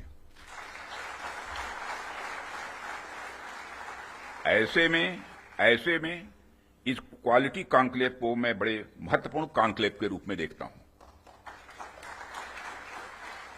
मैं इस आयोजन के लिए डिपार्टमेंट ऑफ डिफेंस प्रोडक्शन और इनके secretary defence production Shri Sanjeev Kumar को भी हार्दिक बधाई देता हूं और क्वालिटी एश्योरेंस ऑर्गेनाइजेशंस को भी मैं बधाई देता हूं। साथियों, अभी मैं इस कॉन्क्लेव की थीम देख रहा था, fast tracking of quality assurance through integrated approach and technology enabled processes. आपकी यह थीम मुझे बेहद अच्छी ही नहीं लगी, बल्कि दिलचस्प भी लगी, इंटरेस्टिंग लगी। वैसे भी पूरी दुनिया में इसमें बड़ी तेजी से डिसरप्टिव चेंजेस हो रहे हैं और खासकर डिफेंस सेक्टर में तो लगातार नए नए ट्रांसफॉर्मेशंस ये देखने को मिल रहे हैं। ऐसे में क्वालिटी असेसमेंट को फास्ट ट्रैक करना न सिर्फ रेलेवेंट है, बल्कि मैं समझता हूं यह समय की मांग है। उन चेंजेस को देखते हुए यह थीम अपने आप में बहुत ही रेलेवेंट हो जाती है। Okay, I'll come straight to you, Gautam Mukherjee. Statements by the defense minister of the country lauding the armed forces, particularly admiring the fact that these precision strikes that hit the 9 terror hubs along the line of control in Pakistan-occupied Kashmir and 2 targets in Pakistan goes on to show how the high quality equipment and the precision with which these strikes have been conducted is something that is commendable. So these statements have been once again reiterated by the defense minister during this address that he has made at one of the events. So again, we time and again continue to speak about the point that these have been precision attacks. The military establishments have not been hit. The civilians have not been hit. These are the terror hubs of Jaish-e-Mohammed and Lashkar-e-Toiba that have been targeted and have been completely neutralized at this point. Yes, quality equipment. A little while back we were talking about the Heron. The Heron is amongst the finest drones in the world. There's the Heron, there's the Pegasus. There are just very, very few which are operating at a level which are far superior to all the other drones. It's not very often in Ukraine that Heron drones are used, and Pegasus is certainly not used. So we have both, and we are using any equipment, whether it's a Scalp or whether it's the Hammer. We are using appropriate missiles for the exact job. We're using the appropriate drone for the exact job. Our ordnance factories are in full production. Today, we have delivered the first, or at least I think almost delivered, the first Mark II Tejas with the engine in it at last. And I think now we're going to be delivering very many more in the course of the year. So things have improved, and our emphasis, this is a new thing. Earlier it was, wherever it's cheaper, we can't afford it and that kind of thing. Well, in a situation like this in modern warfare, if you have cheap and nasty equipment, then you cannot fight properly, as Pakistan is finding out. They don't have modern equipment. They have second-hand copies made by the Chinese. They don't work. And this is what they're finding out to their bitter, realization. The F-16s are ancient aircraft compared to what we have. Even the Tejas is up to date compared to the F-16. And the Tejas may not be, fourth generation and fifth generation and so on, but we're getting there. We're even working on a AMCA, which is sixth generation by ourselves. we are reluctant to take on the Su-57, which is 5th generation. We would rather work with a tried and tested Rafale, which is 4.5 generation, and so on. So and of course the S-400, which is was a very timely purchase and has proved its mettle in this conflict and will do so in future conflicts as well. We also have other missile shields which are indigenously developed, and we are also looking at working with the Israelis, where their dome has been very effective in Israel. So we are, equipping ourselves for the future battle, not the battles of the past. Okay, all right. In fact, this is something that is obviously going to ensue hilarity, because the Pakistan Law Minister and former Army Major Tahir Iqbal is seen crying inside the Pakistan National Assembly. The lawmaker is seen crying and appealing, saying that save Pakistan from India. Actually, just listening to what he's doing inside the assembly. हमारी कौम यकजा है। मैं इन सब से कहूंगा कि मिल के चलो और अपने रब से रुजू करो। रब काबा, हम तेरे आगे दरख्वास्त करते हैं, इस मुल्क की हिफाजत फरमाना जो तूने हमें अता किया है, और ये नबी सल्लल्लाहु अलैहि वसल्लम की दुआओं का है। आपने कायदे आज़म को इंग्लैंड में मुलाकात की, ख्वाब में आए और उनको कहा कि जाओ वापस और जाके पाकिस्तान का मामला हल करो। आप खान अफकलात को ख्वाब में आके ये हुक्म दिया कि तुमने पाकिस्तान की सरना है, ये मुल्क बन के रहेगा और तुमने तो ये ऐसा बड़ा मौजज़ा है कि अल्लाह पाक ने ये हमें अता किया है और अल्लाह पाक इस मुल्क की हिफाजत फरमाएंगे। दुनिया में जहां भी देखें शायद हमारी कमी है, हम मजबूर हैं, हम गुनाहगार हैं, लेकिन रब्बे काबा हम तेरे हबीब के उम्मती हैं। खुदा का वास्ता हमसे रहम का मौला फरमा। आप चले जाएं, उधर फिलिस्तीन में चले जाएं, कश्मीर में चले जाएं, जहां भी जाएंगे मुसलमानों के साथ वो ऐसे रो रहा है जो हम सोच भी नहीं सकते हैं। तो तू हमें माफ कर दे, हम तेरे आगे सर झुकाते हैं, माफी मांगते हैं। नहीं, इसमें दो राय नहीं है मौला कि हम बड़े गुनाहगार हैं, लेकिन तेरी रहमत बहुत वसी है। तू रहमत का एक जर्रा भी भेजेगा हमारी तरफ तो इंशाल्लाह हमारी कामयाबी होगी। और दुआ करते हैं रब्बे काबा कि इस मुल्क की हिफाजत फरा और हमें दुश्मनों पर जो है वो फकीर अता फरा और हमें उनको सरनगू करने की ताकत अता फरमा। मैं दुआ गो हूँ आर्म फोर्सेस के लिए, पाकिस्तानियों के लिए, कि अल्लाह पाक हम सब की हिफाजत फरमाए और हमें आपस में जोड़ के रखे, हमारी कौम यकजा। All right, I'm going to come back to you, Wing Commander Sudhakaran, about let's also speak about what Rajnath Singh has said, and he's spoken as was being spoken by Gautam Mukherjee. High precision, high quality equipment, our ammunition, arms, are the strikes that have been conducted, the drones and the missiles that have been used, the Rafales that have been utilized. These have been integral in ensuring that Operation Sindoor Phase 1 that happened yesterday was a complete success. The 9 terror hideouts, the hubs, have been completely decimated by the Indian Armed Forces. Mega, discipline. Discipline is at the center of everything. I can give you the best equipment that you may like to have. But if you don't know how to use it, when to use it, why to use it for, it is all futile. Look back in Mahabharata.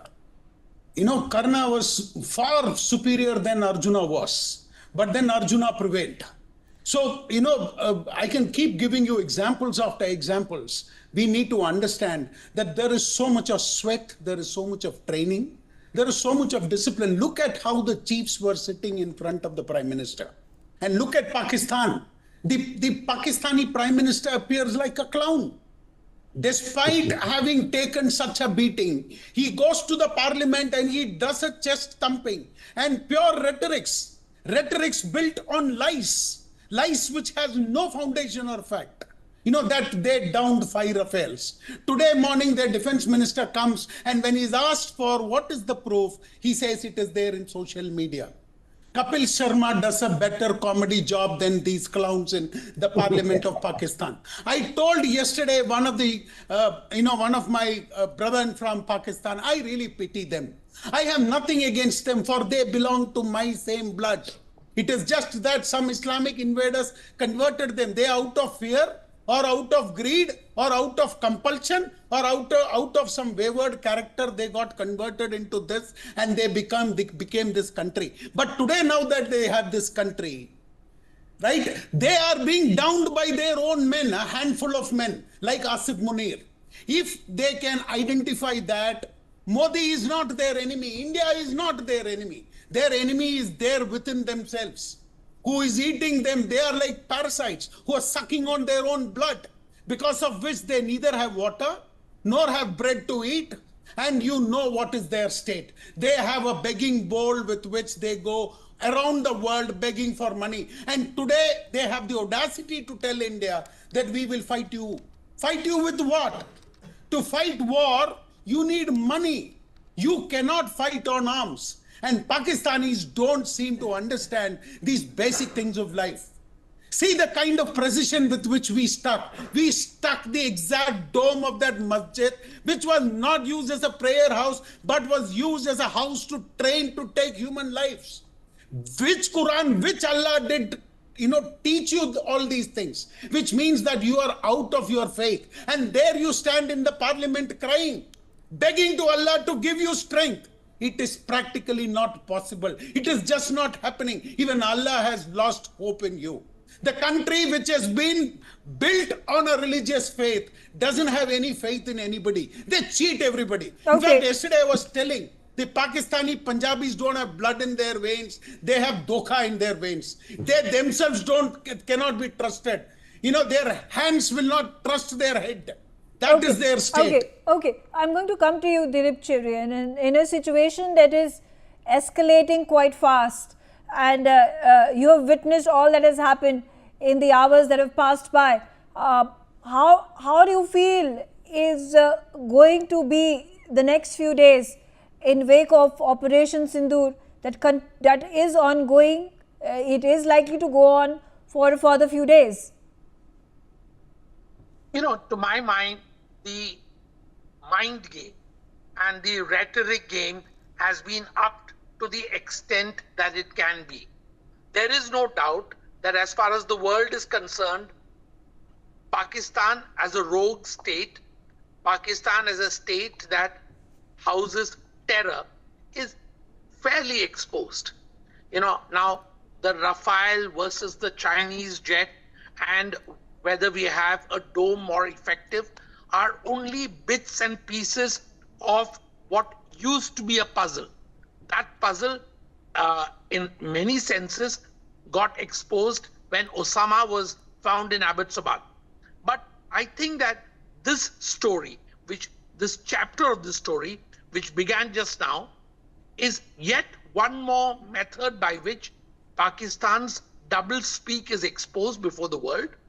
It finds it has to rely on quasi-powers who want to destabilize India, and it recognizes that as far as its own credibility is concerned, it is reduced to nothing.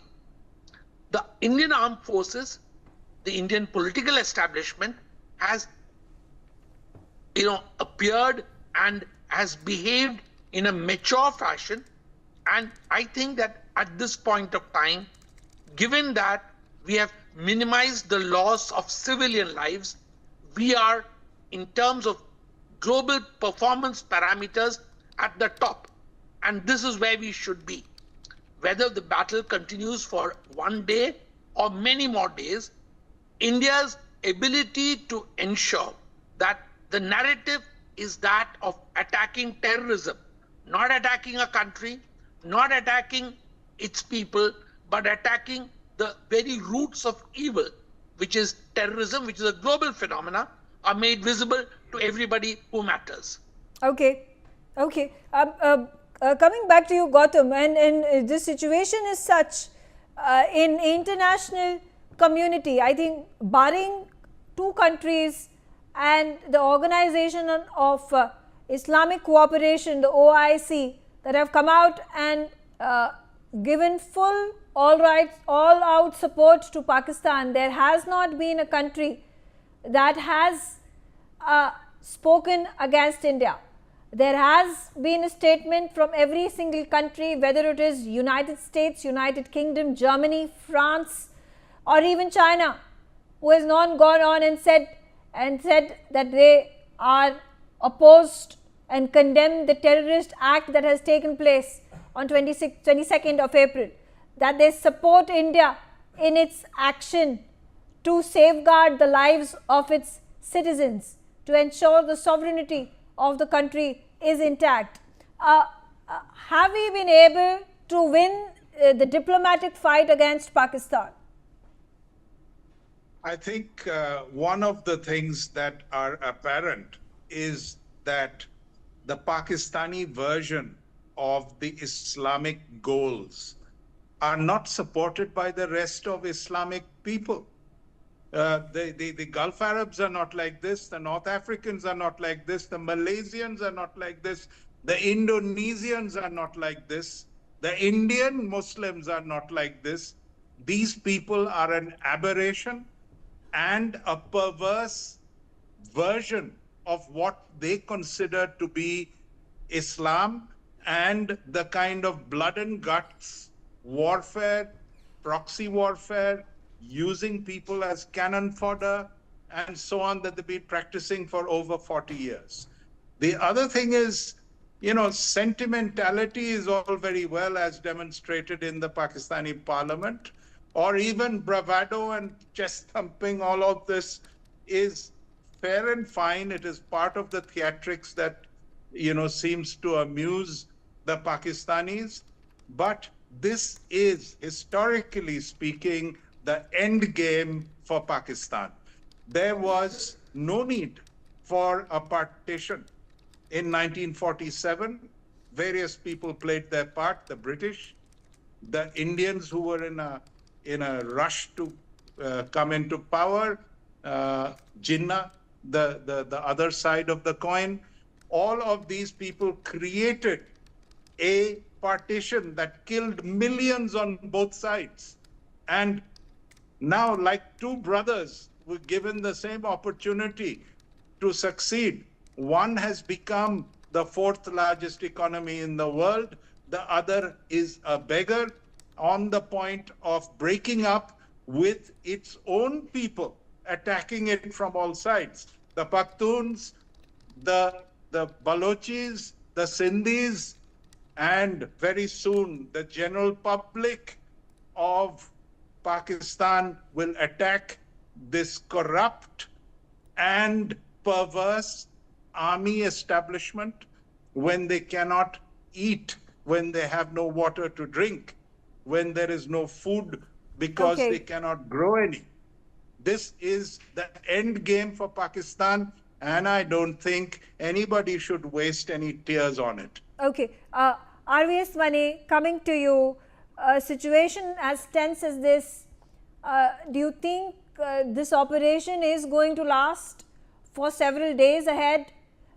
What should be the precautionary measures that need to be taken by civilians here in India, and in wake of a possibility or potential of an all-out war between India and Pakistan? How do things stand? Basically, on the precautions that the citizens have to be taken, the government has already communicated, had conducted a mock drill in most of the places, almost right from Kutch to Yangtze, it was all been covered. So widespread coverage was done in last 2 days. So the government is also co-opting the citizen and preparing them for that. That is one part of the story. So there is a possibility that this can be a longer sustained war. Keeping that at stake, for us, as Gautam had pointed out, we are the fourth largest economy in the world. we have the shock absorber to take. It's a wasteful expenditure. It is a drain on our economy. All those things are there. Given that we have the capacity to take that shock, but what will happen is that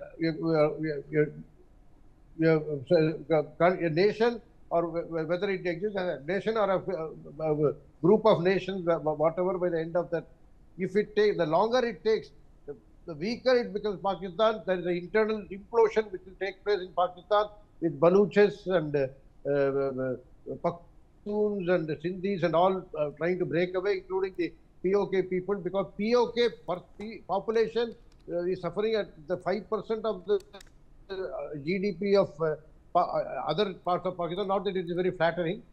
So that is the situation of poverty in POK. So even they would like to come and merge with India. So we are having a lot of advantages. Indeed, and our strength in the armed force has been now established time and again, and even yesterday it has been established. So can these Pakistanis sustain a war? Reports are coming in that many of them are resigning from the war. When they ask for war preparedness, will they have the numbers to fight? Even let us forget about the technology. Will they be able to mobilize the numbers to fight the massive Indian defense forces and the central paramilitary forces establishment? So it will be an uneven war. In fact, that's the reason I said Pakistan should really realize that, honestly realize, do a soul searching and say that this is a war on terror. We will ourselves clean up the war so that my collaterals are limited. Because why load it on the neighboring country, which is a huge, massive, strong country, which is emerging power? Okay. Why should we load on that? That should be the approach.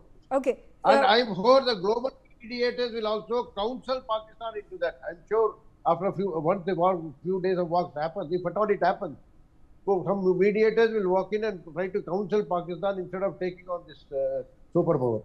Thank you. Wing Commander Sudhakaran, we are also getting to know right now information pouring in that the Ministry of External Affairs is going to be holding a briefing in just a short while. In just about an hour's time is a press briefing that has been planned by the Ministry of External Affairs. There are likely to be big announcements made during this press briefing. Wing Commander Sudhakaran, in a situation such as this, and particularly talking about the Indian Armed Forces and the equipment that has been used, the drones and the missiles and the Rafales and the jets that have been utilized by India, are we right now comfortably equipped to fight any enemy attack on our territory? Megha, on this front, I will disagree because India has a lot of catching up to do. Believe you me, right now you are fighting on borrowed equipment. Come a war with China, none of this equipment will work for you. You need to be absolutely clear. And the next 5 years... At this point in time, are we anticipating a war with China right now? See, war is never ever anticipated. It is never ever expected. You have to be prepared for it. That is the nature of war. If you think I will prepare after the war comes, then I'm sorry, you will not live to see your tomorrow. So what I am trying to tell you here is, it is okay to fight a beggar like Pakistan with borrowed equipment. Okay, we will come out fine. But if we are a superpower, we are in the top 3. And if you come into top 3, you cannot borrow equipments to fight your war. You know, that is the war that you need to be prepared for. And this country has a lot of catching up to do. That is why I am saying Pakistan is a good laboratory for us to prepare. While it might hurt us in the short run, please understand the economies of Japan, of Germany, of Britain, of US was built post the Second World War.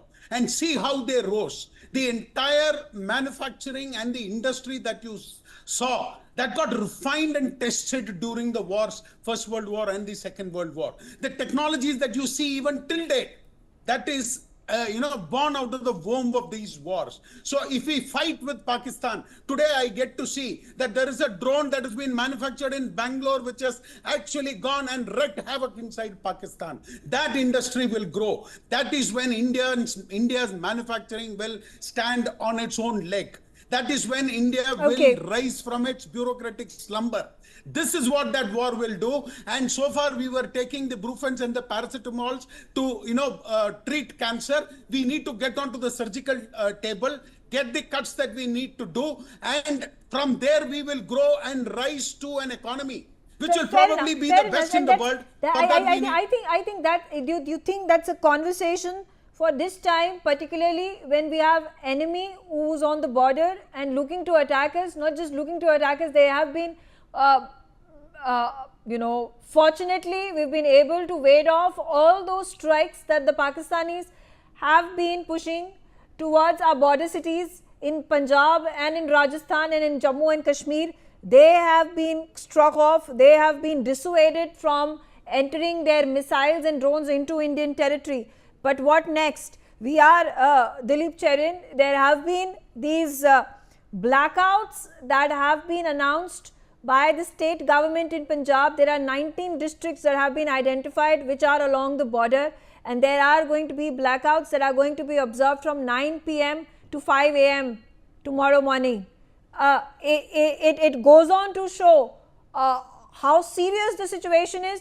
Also keeping in mind, there have been a number of projectiles and debris of what can only be termed as drones and missiles that Pakistan had hurled towards India along the borders, especially in Punjab, and they have all been intercepted and they have been rendered useless by the Indian Armed Forces, by the BSF. Now, what next steps can be taken? Can we ensure that the enemy is deterred and is not going to try again? I think the risk of enemy driving in exists, but largely what we've seen so far, and that is not the projection of what could be seen tomorrow, is that this is a war which is being fought by both sides with appropriate and inappropriate aerial equipment. Will they actually send troops across the borders? My hope is certainly that it does not happen. If they fail on all other fronts, then that might be something. But in general, the intelligence that we have gathered so far from a variety of sources is that the Pakistan army is not keen to enter that kind of conflict. What they want to do is they want to try and exact damage and show that they have, in a sense, defended against the attacks that the Indian Air Force has very successfully done, but with precision attack on sources of terrorism and not civilian population. The frightening fact that you've pointed out, which we've seen this morning from all the evidence, is that attempts are being made to enlarge this battle into including innocent civilian lives, and that could have huge consequences for the entire subcontinent. And I think that frightening scenario is what we should be watching with great care. And I'm sure that our own forces have been mobilized on the appropriate fronts. And I think it is incorrect to discuss too much about them, but I know that this mobilization has been happening for some time. So I'm sure that as far as ground movements are concerned also, that we probably are as ready as we should be.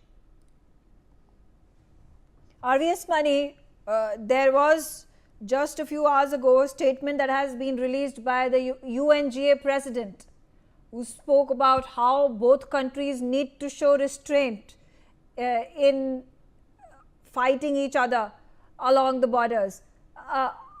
India has been resolute in its stance to tell it as is, in stern, specific, no uncertain terms, that this is a measured response that has been made by India after terror struck India and killed its 26 civilians.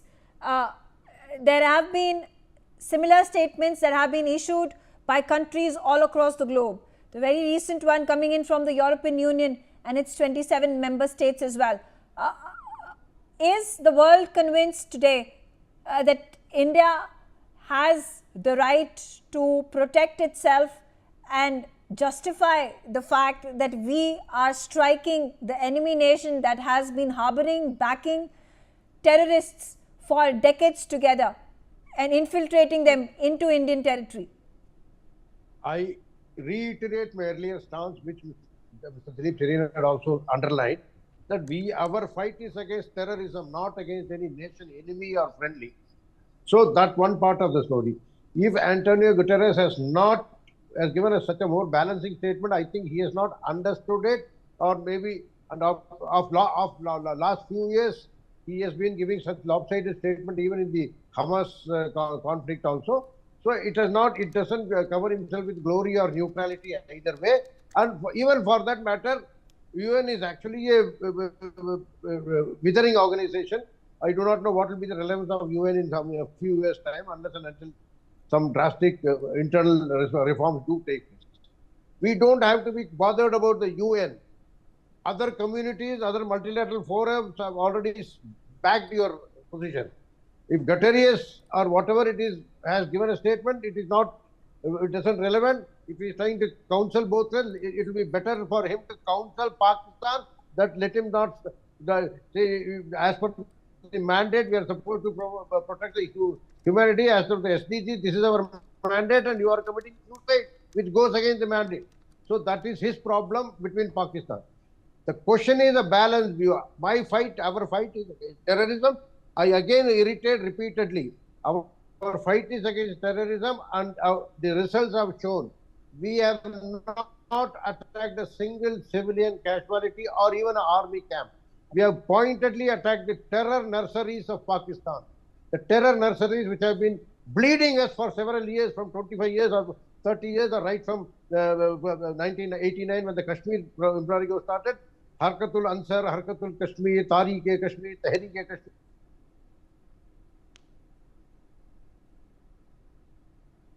Okay, while I try to fix that audio issue, let me quickly get in Wing Commander Sudhakaran. And again, talking about how there have been a number of countries, the United Nations, the UNSC have made several of these statements. How is India projecting itself in a position where it is legitimatized to strike terrorist installations, terror hubs inside Pakistan, despite the narrative that is now being built by Pakistan that there have been civilians that have been attacked, that have been hurt, that have been killed in the strikes? See, if you are a power, you care for none. That is the rule of the order of the world that we live in. See, Putin doesn't care who thinks what, he does what he wants. Benjamin Netanyahu doesn't think or care what the world believes. In fact, he was dependent on the US for a lot of things, but he knew that the US would budge because the Jews had the US in their hands. So, that's how big powers behave. India better starts, behaving like a big power. They believe that they are a big power, that they don't behave like one. It is just in the last 4 or 5 years, post-Uri, that we have started taking that baby steps. This is really a bold step. And you know what gave me that pride? The 2 women who briefed. Of Sindoor, the name. It was women power, the Nari Shakti. The entire Islamic world, keeps hostage of the women power that they have. They don't allow their women to really blossom. India does. India's population of 150 crore Indians, women have equal right. That's what Sophia Qureshi and Wing Commander Vyomika Singh proved to the entire world. The terrorists wanted the women to go and tell Modi that, these terrorists came and battered their lives. Modi responded, and Modi sent messages. Whom did he send? The same woman. So that is the India that we are seeing you. That is the Naya Bharat. So if we have started taking these giant leaps, we start behaving with the world powers like they behave with the rest. We need to, like Modi always says, कि आंखों में आंखें डाल के देखो, हमें झुकने की जरूरत नहीं है. This is the moment when he sees eye into the eye of the people and then decides. Nobody has to tell us what we need to do. We very well well know what we need to do, and we know how to achieve our end goals, and we know how to save ourselves and protect. Once they understand this, they get this message, I think there will be less of time wasting, and then we can get on to the task of nation building. Okay, all right, there's more information, and we're getting to know that there is a blackout that has now been announced in Ajnala in Punjab. The blackout will happen 6:30 p.m. up until 5 a.m. Vipin Parmar on the telecast with me. Vipin, this is the second border city in Punjab that has announced a blackout. This blackout is going to happen earlier. This is going to happen at 6:30 p.m., 6 p.m. up until 5:30 a.m. tomorrow. Shed more light. How close is Ajnala from the Pakistan international border? Well, it's very adjoining with the international border, and not only Ajnala, but previously when we were talking, I clearly told that more orders will be coming as Punjab government, they are not taking risk with the safeguard of the native of the bordering villages residents. So Ajnala BDPO now had issued these orders. Earlier it was Gurdaspur Deputy Commissioner who issued these orders to carry out blackout exercise starting from 9 p.m. to 5 a.m. in the morning. But now Ajnala, BDPO had released these new orders. Advisory had already been issued to the public that this blackout exercise there in Ajnala will be starting at around 6 p.m. and it will be ending at 5 a.m. in the morning. So definitely to safeguard and for the security of the residents of bordering area villages and the natives of those villages and the surrounding areas, now the administration is not taking any sort of risk as Pakistan's conspiracy to carry out attacks, as NewsX clearly we shown the pictures to the viewers that how that debris which were used to carry out attack at Amritsar and other parts of the nation were were neutralized by the anti-air missile defense system. Now the Punjab government and administration is not taking any sort of chances with the security of the people. So they have now implemented this new order in Ajnala and Gurdaspur, and in coming hours, other parts like Firozpur, Fazlika, Gurdaspur, Pathankot, more orders will be coming, and the blackout exercise. So you're saying is there a likelihood that there are going to be more blackouts that are going to be announced along the border districts today? Yes, Megha. Of course, Megha, because Punjab government, they are not taking any sort of risk. Administration was clearly told that bordering areas who are on the high alert, border security forces, along with the army, they are on a high alert. They are keeping a very close eye over the movement of any sort of infiltration or any drone movement across the border. Also, keeping the security in the mind of the resident of these villages who are adjoining with situated there at the international border. Now these blackout blackout exercise orders are being issued by the district administration, and two orders have already been passed, and in coming hours more orders will be there. Right, absolutely. And also informing our viewers that in Amritsar the schools and colleges are also going to remain shut until more information is provided, until more guidelines and directions are provided by the state authorities. On that note, I slip into a short break. Thanks for watching NewsX.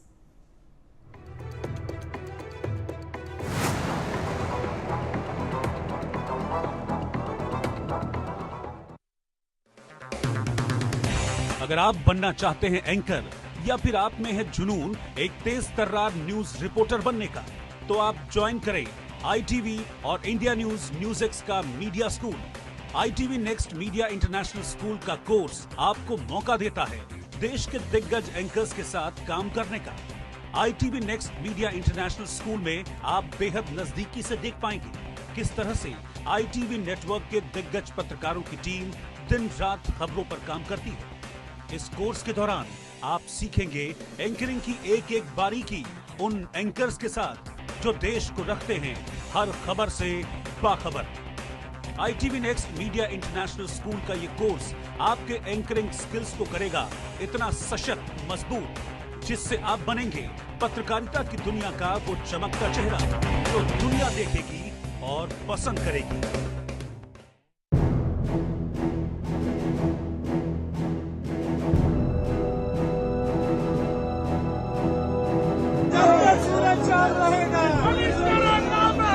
हमको न धन चाहिए न दौलत चाहिए, क्योंकि हमारे तो उस लड़के के एक ही लड़का था।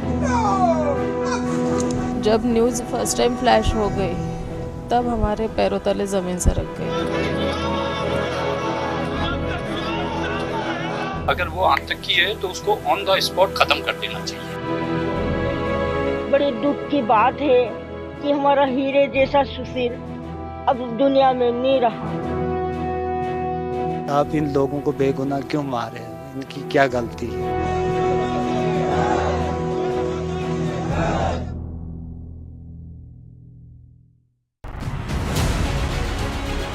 It is now confirmed that India has carried out 9 strikes into Pakistan. There you have it.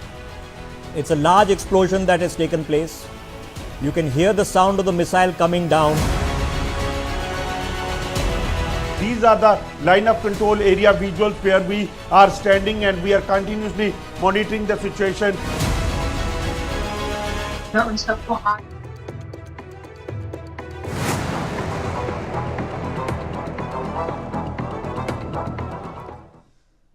Welcome back. Let's pick up where we left off, because a lot of dramatic developments are taking place. As we speak, we've been given to understand that hectic meetings are going on in this country. The defense minister has just come out and congratulated the armed forces not only for the 9 missile attacks that took place yesterday, but the counter attacks that have been taken place on Pakistan's missile defense systems. We know that they have been targeted in Lahore and in Rawalpindi. At least 10 other areas are being expected. I've been given to understand that members of the Saudi leadership are currently in Delhi and holding talks. I'm assuming that they are in communication both with their headquarters in Jeddah as well as communicating with the Pakistani establishment. This is not abnormal. This is what happened during the time of Wing Commander Abhinandan's capture as well, which ended happily. So where do things stand? Things stand that as of yesterday, India had targeted terror targets in Pakistan.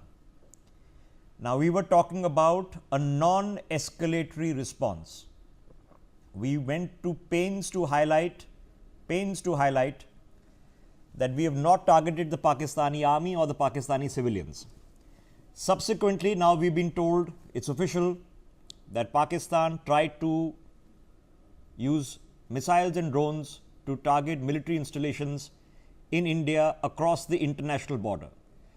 We have reason to believe that there were frontline areas in Punjab that were targeted.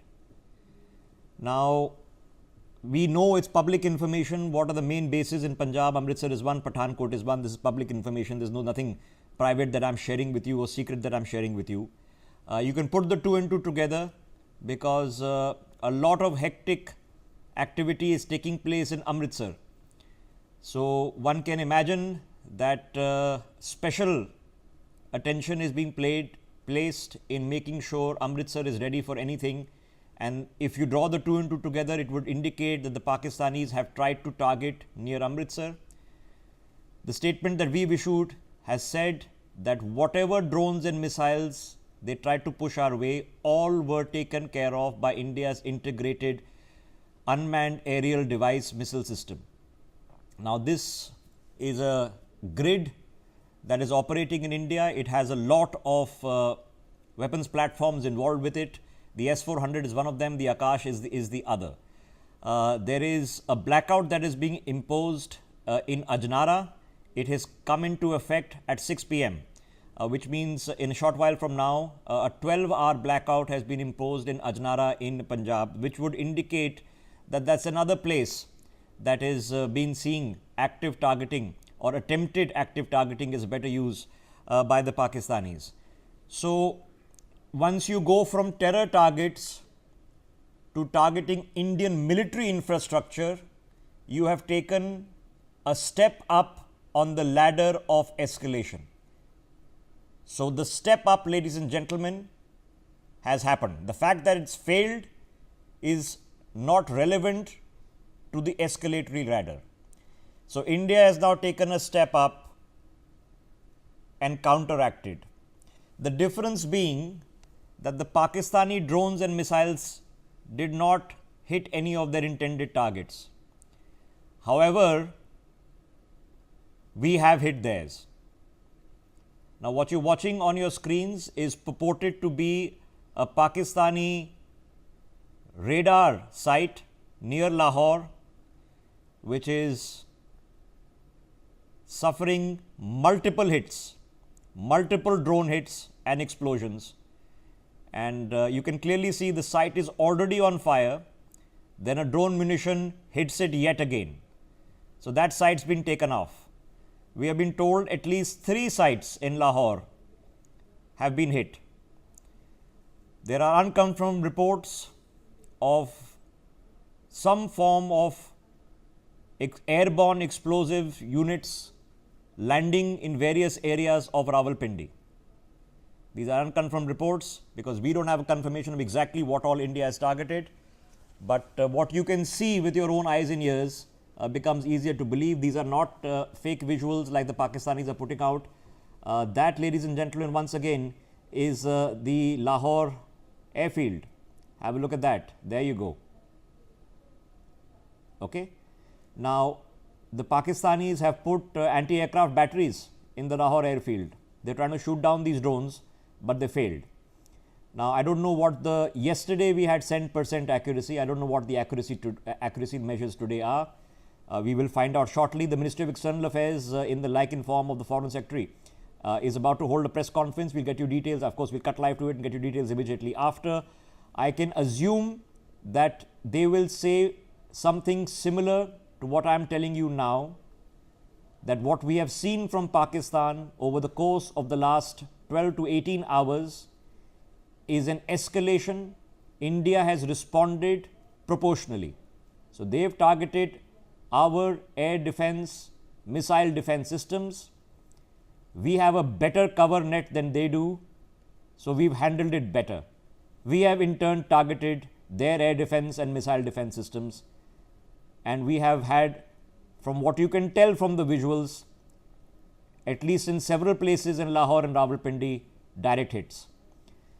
Now, what is the status of the Pakistani missile defense system? I cannot tell you.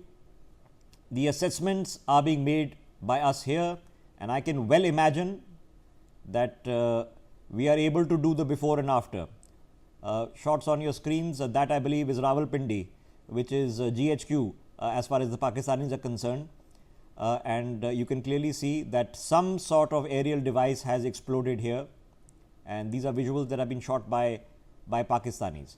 So we've gone up the escalation ladder one step, and then India has matched the step. Now, what happens next? General Dwivedi with us, B.K. Shukla with us, Group Captain Jha with us. General Dwivedi, so here we are, sir. As of yesterday, we are one step up the escalation ladder. How do you assess the current situation? Well, we should first and foremost, we need to understand what exactly is the escalation ladder. Initially, before the Pahalgam attack took place, it was basically the events or activities along the LOC and certain activity we are doing inside our own grid. So that was the, you can call it either the level 1 or 0 escalation ladder. Now, what happened after Pahalgam, that India took a very considered stand that we need to deter Pakistan and we need to defeat proxy war. Therefore, all multiple action were taken from diplomatic and political, international level, and of course, the punitive strike had to come. So this we can now take as the escalation ladder 1, where India did very calibrated strikes against the infrastructure of the militants or the terrorists. But the point is, we need to understand that as far as Pakistan Army is concerned, the terrorists are the assets. They are almost the other face of the army. So therefore, they would take it as a strike on the military, because there's no distinction as far as Pakistan is concerned between the terrorists and the military, because I have operated extensively on the LOC. All the terrorists are in the shadow of their post, so they are all interlinked. So therefore, India did these level 1 strikes, very calibrated. 9 of the target hit purely on the infrastructure of the militants. Now Pakistan has now gone to ladder 2. Why? Because India doesn't have any terrorist bases or targets, so therefore they have to respond. And because of the absence of any infrastructure of the terrorists in India, they have gone on to take on the India's military assets, and more likely around our bases, Air Force bases. Now that is the ladder 2. Now India had to respond, and therefore we have hit Lahore, as you rightly showed on your visuals, and Rawalpindi and other connected targets. We can take this as all the way down to Karachi, sir. General Dwivedi, without going into, I mean, this is public information. What would the Pakistanis have tried to target? I'm assuming Amritsar was one of them. Yes. Potentially, I mean, an obvious strategic target for them is Pathankot.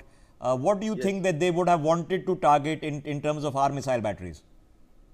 Well, because the point is that now we are going into the degradation of each other's, air defense capability, that is the missile radars, which give early warning. And now these are the assets which are being targeted, because right now the main tool or the main component of the warfare are missiles, drones, radars we pick up. So therefore, these are the kind of targets that each other will be going in for. Okay, just hold your thought. I want to take it one step at a time. So we have said integrated UAS system, okay, something to take on unmanned aerial vehicles.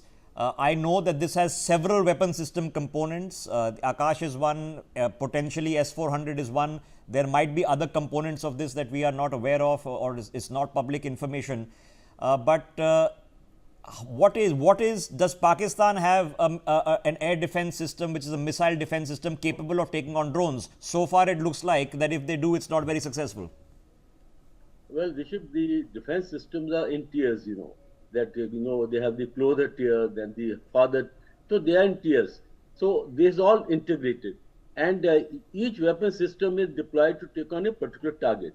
Like the drones will have a different weapon system taking it on, because these are close targets. And the missiles like S-400 will take on the target at much more in depth.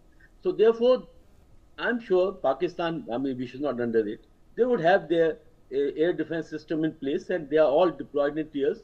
But the point is how effective they are. Now that is the moot point. And effectiveness comes in two components. Firstly, what is the equipment per se, and how the equipment is being handled by the people on the ground. So therefore, it's very difficult to state at this time as to how effective they are. I think as we go into further. All right. So not perfectly effective, because this time around the Pakistani people are publishing everything. You can see the drones coming in and hitting the locations. Okay, the kamikaze drones, the loitering weaponry. You can see it coming and hitting the locations in Lahore for sure. It's been caught on video, because after the first strike, somebody started recording the video. Then there was a second strike. Here's another one. This is Rawalpindi. Okay, in flame, in very near a military installation, very near traffic. This on your screens is the Rawalpindi cricket ground, where you can see smoke rising a few hundred meters away. So not amazingly effective. That's a reasonably rough assessment. So, General Dwivedi, before I get into VN Jha, who's actually in his time been building these specialized systems, my obvious question to you is, so what it looks like to me as a lay observer is that they have tried about 10 targets with some kind of UAVs or small missiles. We seem to have done exactly the same, only we have been more successful in hitting the targets. So, proportional response is, we haven't gone all guns blazing, which we could have. We've said, okay, if you try 10 targets, we will also take out 10 targets. Success rate is up to our capacity.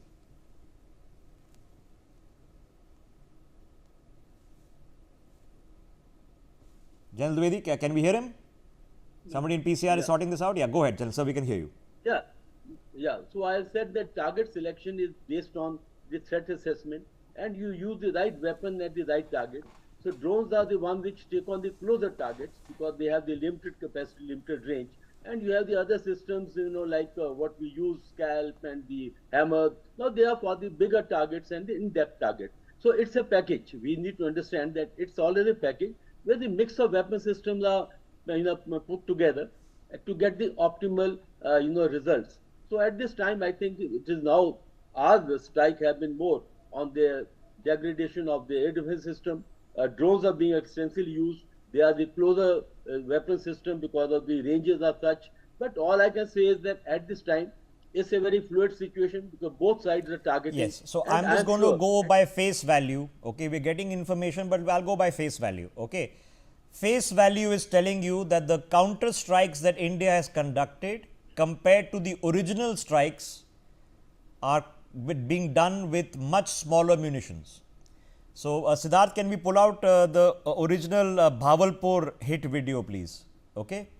Now, what you're going to see in the Bhavalpur video is a massive explosion. Okay. What you see in these videos are much smaller explosions. Okay. So, that is taking out an entire large building in Bhavalpur. Okay. We've seen the before and after now. Have a look at this. Okay. That's the, look at the size of that explosion. Now, that's pretty, one can pretty say that's a missile hit. Okay. And that is a large missile probably carrying 1,000-pounder, 2,000-pounder warhead. Okay. That's a huge hit. This is from several 100 meters away, probably a couple of kilometers away, that this video has been incidentally shot by the Pakistanis. And have a look at what happens then today. Let's pull out the Lahore visual when you can see the kamikaze drone hit that particular, what I've been told to understand is a radar site. So, we'll put out the Lahore visual now on your screens, and you can see that there is no comparison in what has taken place. So, these have been more calibrated. Okay. What you're seeing is Rawalpindi. Let's put out Lahore, where you can see the drone coming in and crashing in. Okay. And you can see it's comparatively just a puff of smoke. That's anti-aircraft fire that the Pakistanis are doing. That is Rawalpindi. I'm talking about Lahore. Now, what you will see in Lahore, again, even in Rawalpindi, you are seeing some damage, but not to the scalar damage that we've seen earlier. My crew will eventually figure out which is the Lahore visual and put it out. Siddharth, can you help them out and get this out on the screen? There we go. Okay. Now, look at this explosion. Can we split this explosion with the Bhavalpur explosion on our screens? Let me get VN Jha into this conversation. Group Captain Jha, so is that assessment seems to you roughly sound, that they have tried probably about 9-10 targets, military installations? They would have probably tried radar and anti-air defense system batteries of ours. We have managed to handle most of them. I can't say 100%, I don't know, I'll find out shortly when we make a statement, but we managed to handle most of them. We have then given an exactly proportional response, 10 for 10, size for size, target for target. Does that roughly seem to be sound?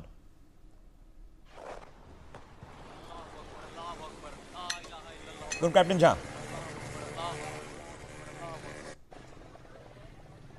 Can you hear me? Yes, we can. Go ahead. My PCR crew is going to sort these things out quickly, so you don't worry about it. We'll manage. Go ahead. Theoretically, you are absolutely right, but practically, the systems, there is a generation change in the systems. What Pakistan had tried to do last night or yesterday or today morning was sending their either UAV, drones, or missile systems that they have got, short-range missile system, obviously, and they try to inflict first damage onto our airfields, air assets, or military installations, as you have seen. I told you earlier also that 71 war, when we were busy fighting in Bangladesh, Pakistan had mounted the first strike, surprise strike, that caused fairly good amount of damage when you strike first. So possibly they tried to do it yesterday or today. Now, what has happened in this 71 and yesterday is that we have got a very robust air defense system. Air defense system consists of many of the things. I'll only tell you what is usually Okay, available so let me in the take it public step by domain. step. So you mentioned 71, okay? Now in 71, other than anti-aircraft batteries and actually scrambling and trying to take your jets off before the runways get hit, what would have existed as an air defense system other than that? I was telling you yesterday the PAD, passive air defense system. Whenever you anticipate an attack, impending attack from the enemy, you go into the passive air defense mode. Your aircrafts are pushed into the blast pen. They are not on the tarmac or anywhere else. You adopt postures where there are minimum damages caused. Those were the systems there. And then we had the Pichora 2. Massive rockets looked like ISRO rockets, and that will go to some 20 odd kilometers and hit the aircraft with not very good precision.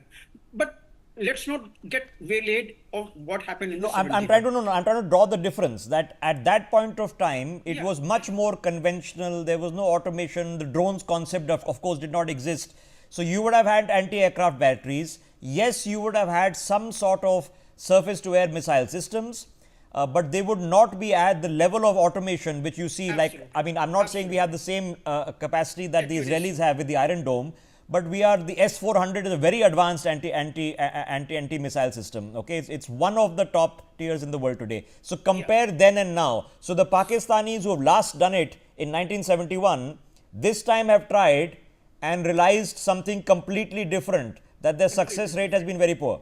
Absolutely. So at that time, we had the missiles of the old generations.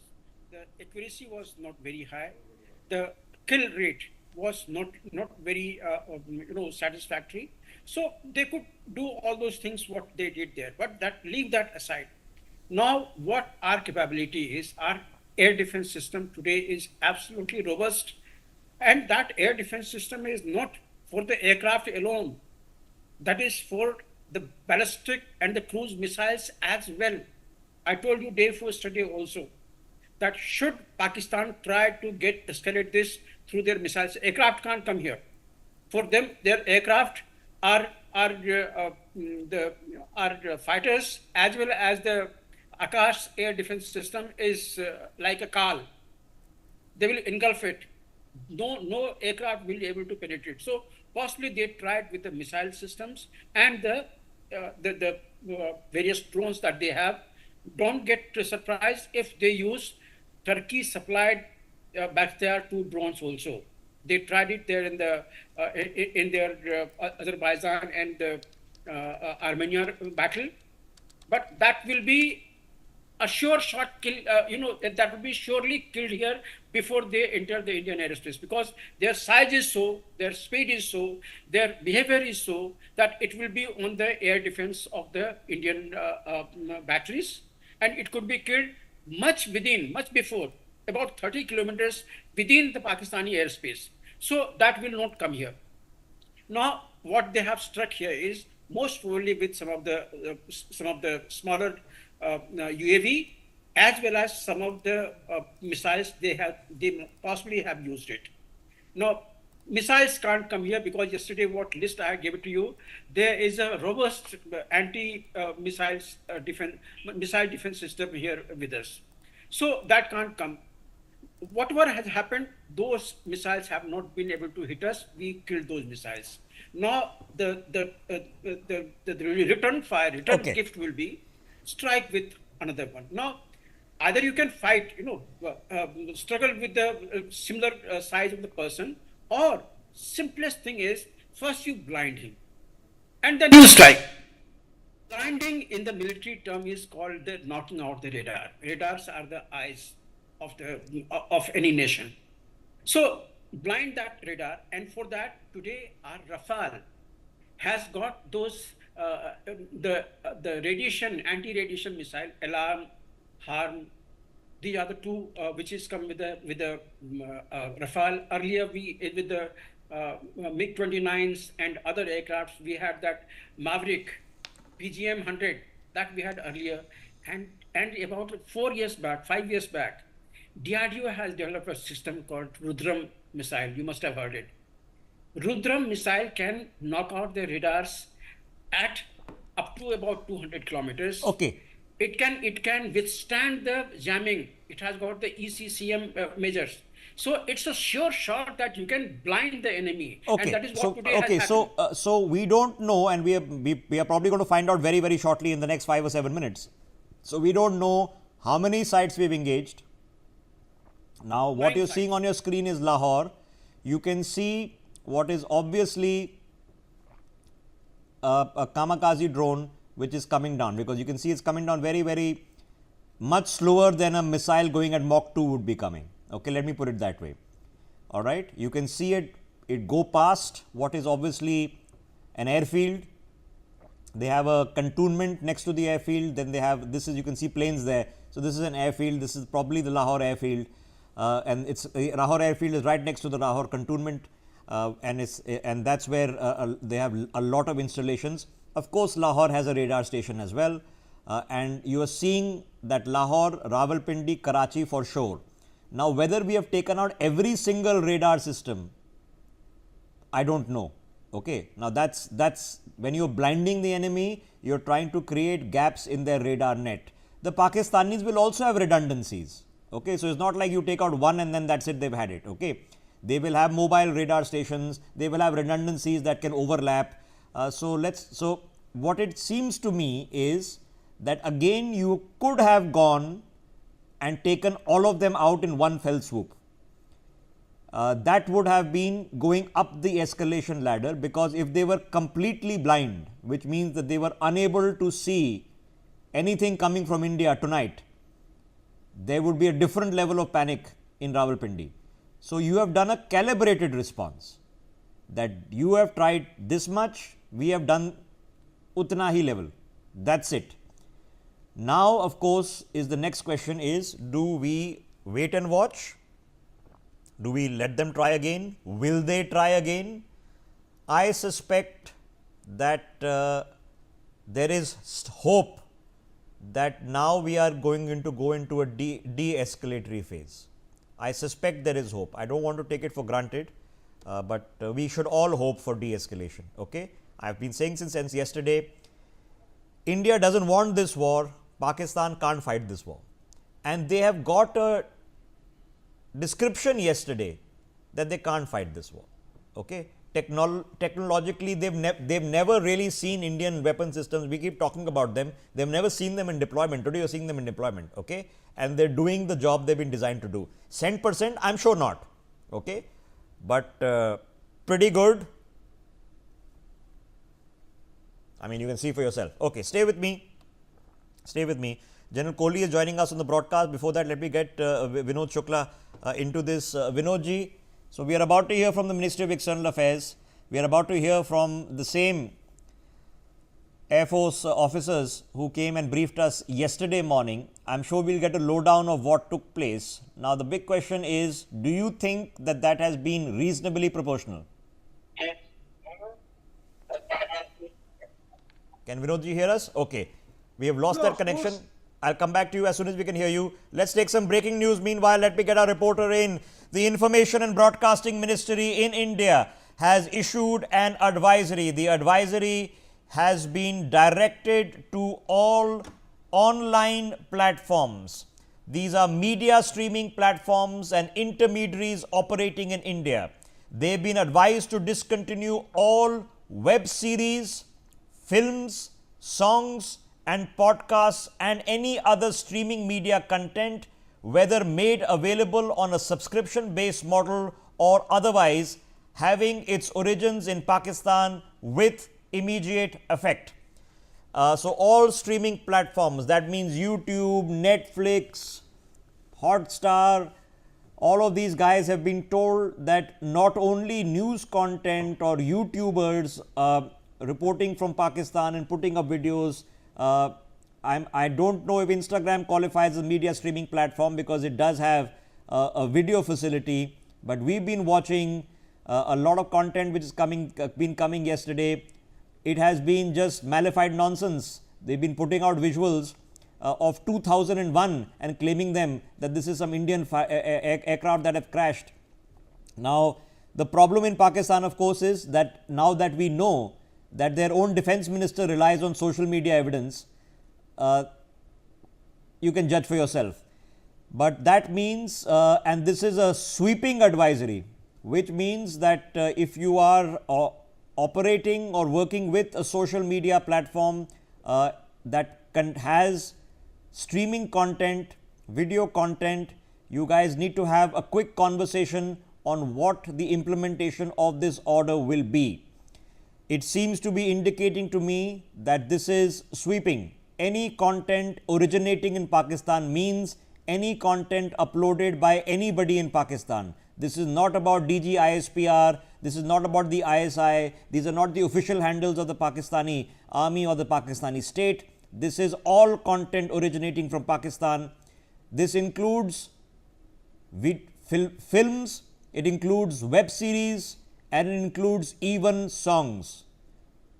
Now, that's going to pinch a lot of people in Pakistan very rapidly. Let me try to get, before I get General Kohli, we had lost Vinod Shukla for a second. Vinodji, why don't you respond to this order before I ask you my previous question?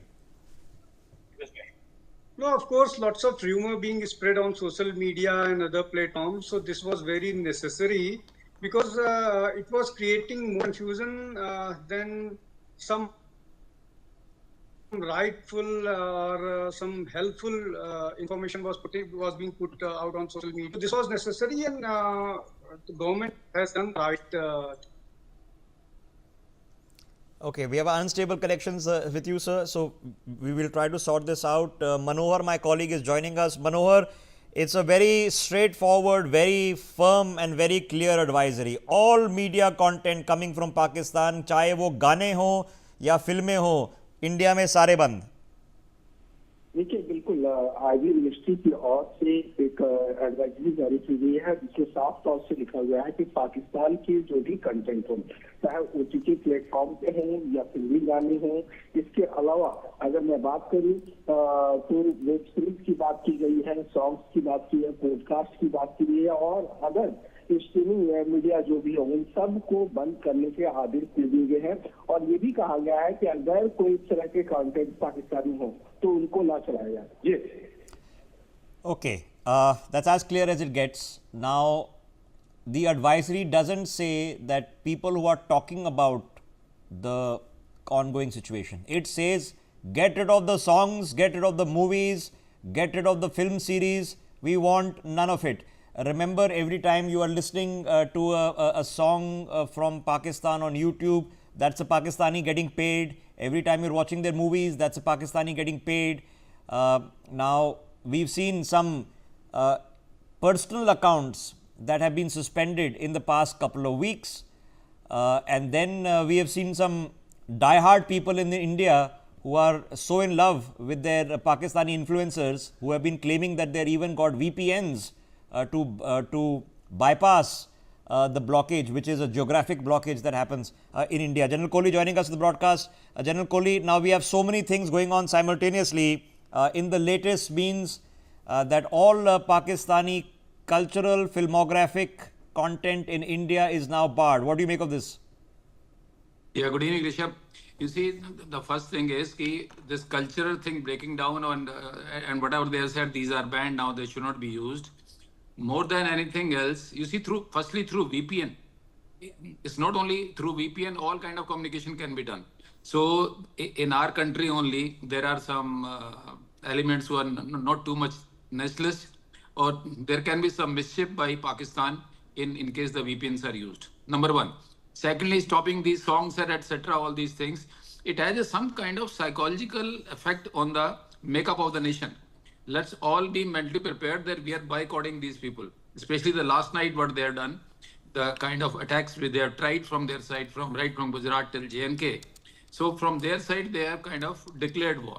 And every possible trick in the book, they will try to harm India. So it is good that these instructions are issued so that nobody has any doubt and things are not kind of ambivalent. They're absolutely clear. And we will be able to catch a person in case he's getting involved in some kind of communication with Pakistan. So these are good instructions. Okay, this is a rough estimate that when Indians are watching anything from Pakistan, let's say for example on YouTube, okay, for every 10,000 views we deliver to them, 15-minute views, they are earning about 50 to 100 US dollars. Okay. So that is earnings, and I have to tell you that a lot of Pakistani people involved in filmography, making movies, making these soap operas, making songs, rely on the revenues that are coming from India. It's almost all of them. Okay. That's why they come to India and they build a following here in India, because when they go back and they produce whatever art that they choose to produce, they rely on Indians from here logging on to a YouTube or something and watching us, listening maybe several times, and driving up what are their views and time spent, and you earn money from that. Okay, so that's going to pinch in the pocketbooks. So this is an order that has been given.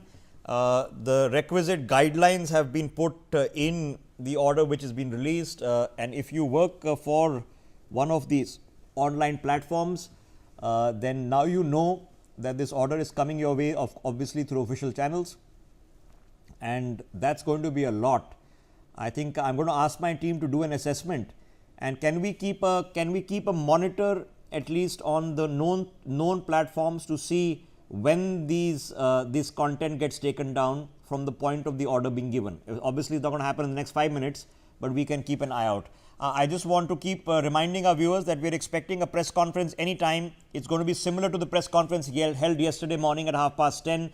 You're going to get a briefing from the Foreign Secretary, and we shall get a briefing from representatives of the Indian Army and the Indian Air Force to tell us what exactly has taken place over the course of the past 18 to 24 hours. Let me get General Kohli back in. General Kohli, we have now gone up the escalatory ladder. We don't have terrorist camps in India. They've tried to target our military installations, which I'm assuming are radar and air defense systems. They've not been very successful. So let's start with that. The fact that they would have tried a swarm attack, it wouldn't have been one or two, they would have probably tried a small swarm attack.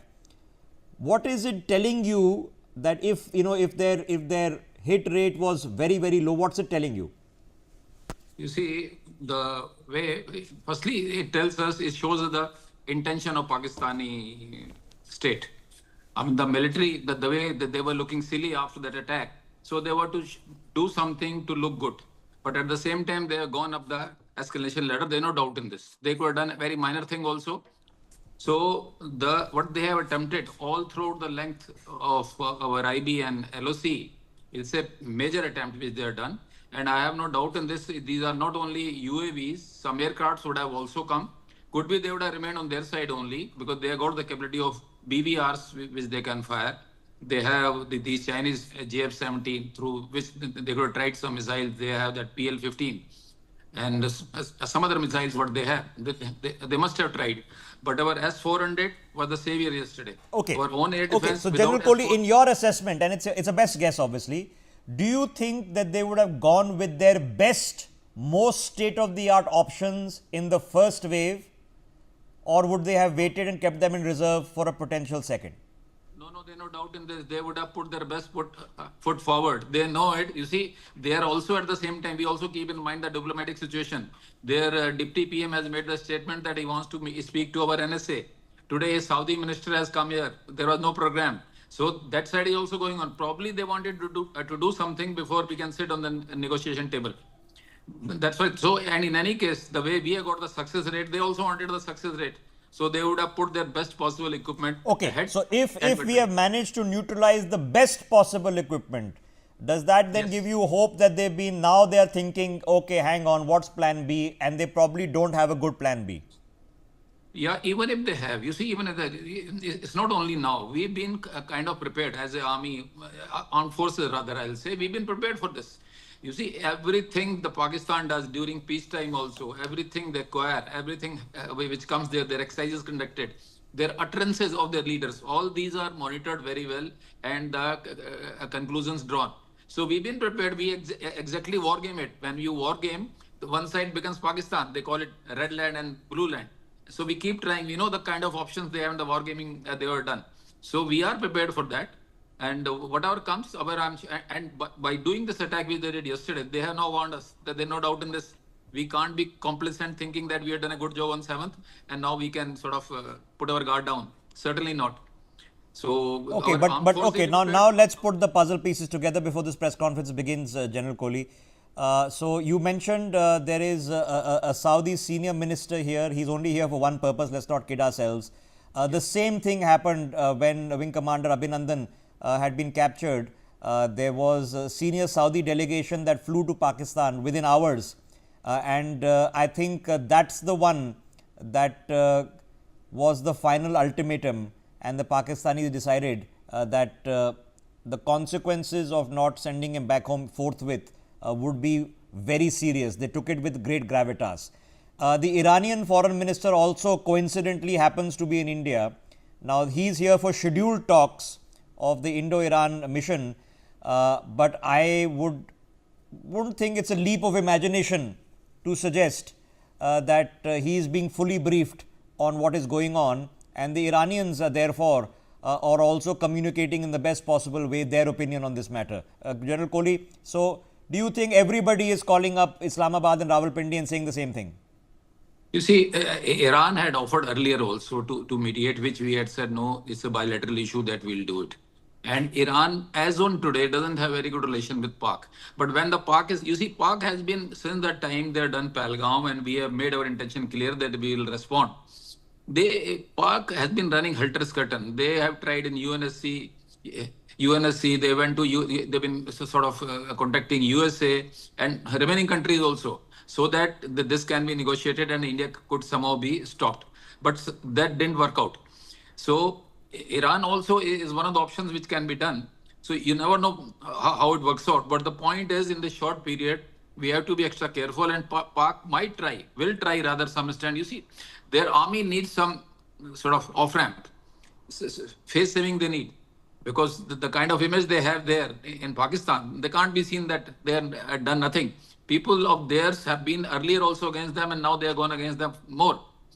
If they can't save their people, and it has become very clear, whatever air defense they had, the way we have saved yesterday, they couldn't save that day. All right, so let's go across to the press briefing being held jointly by the MEA, the Army and the Indian Air Force. Let's listen in.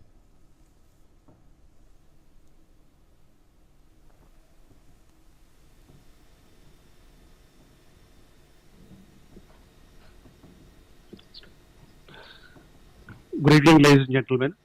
I welcome you to this briefing by Foreign Secretary Sri Vikram Misri on the ongoing developments regarding Operation Sindoor. We also have with us Colonel Sophia Qureshi and Wing Commander Vyomika Singh for this briefing. With that, I hand over the floor to Foreign Secretary.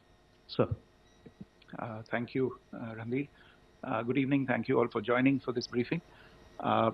You would have perhaps seen some information related to developments since late last night, early this morning, which is Wing Commander Vyomika Singh to just update you and fill you in on the details.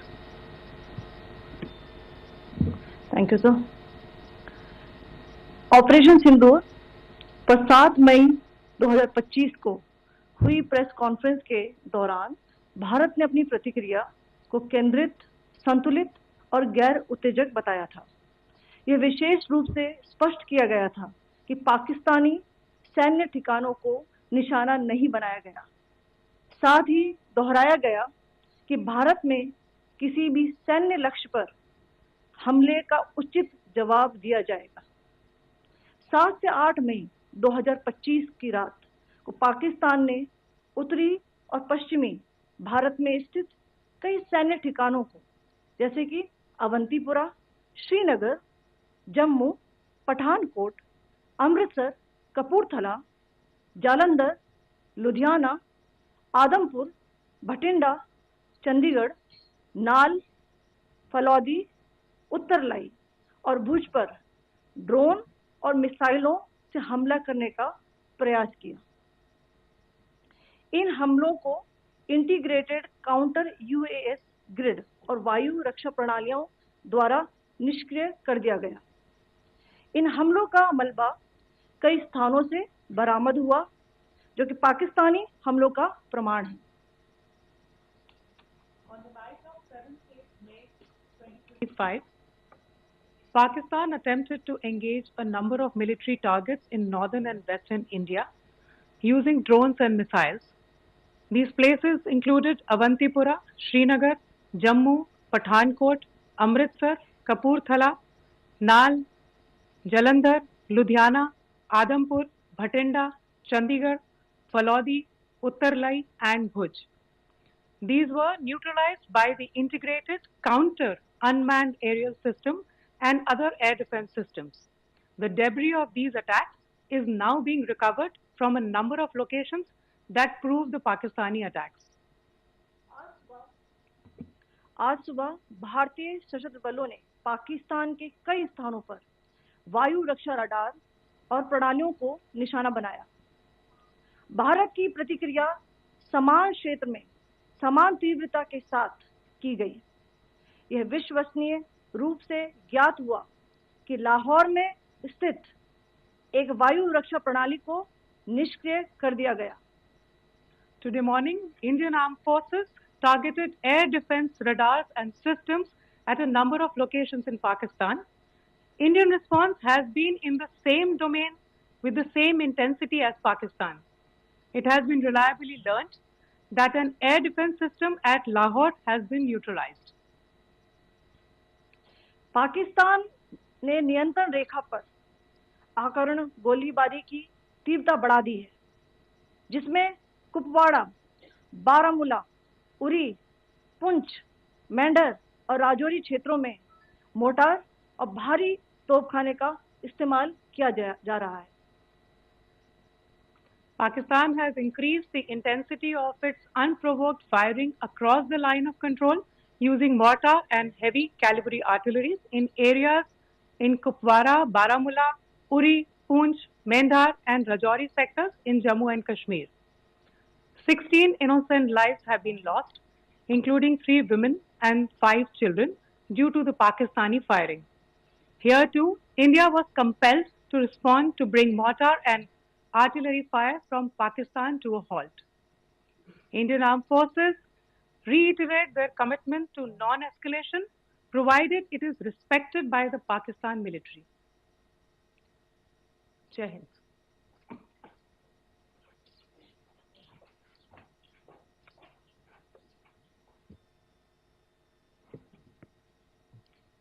Thank you.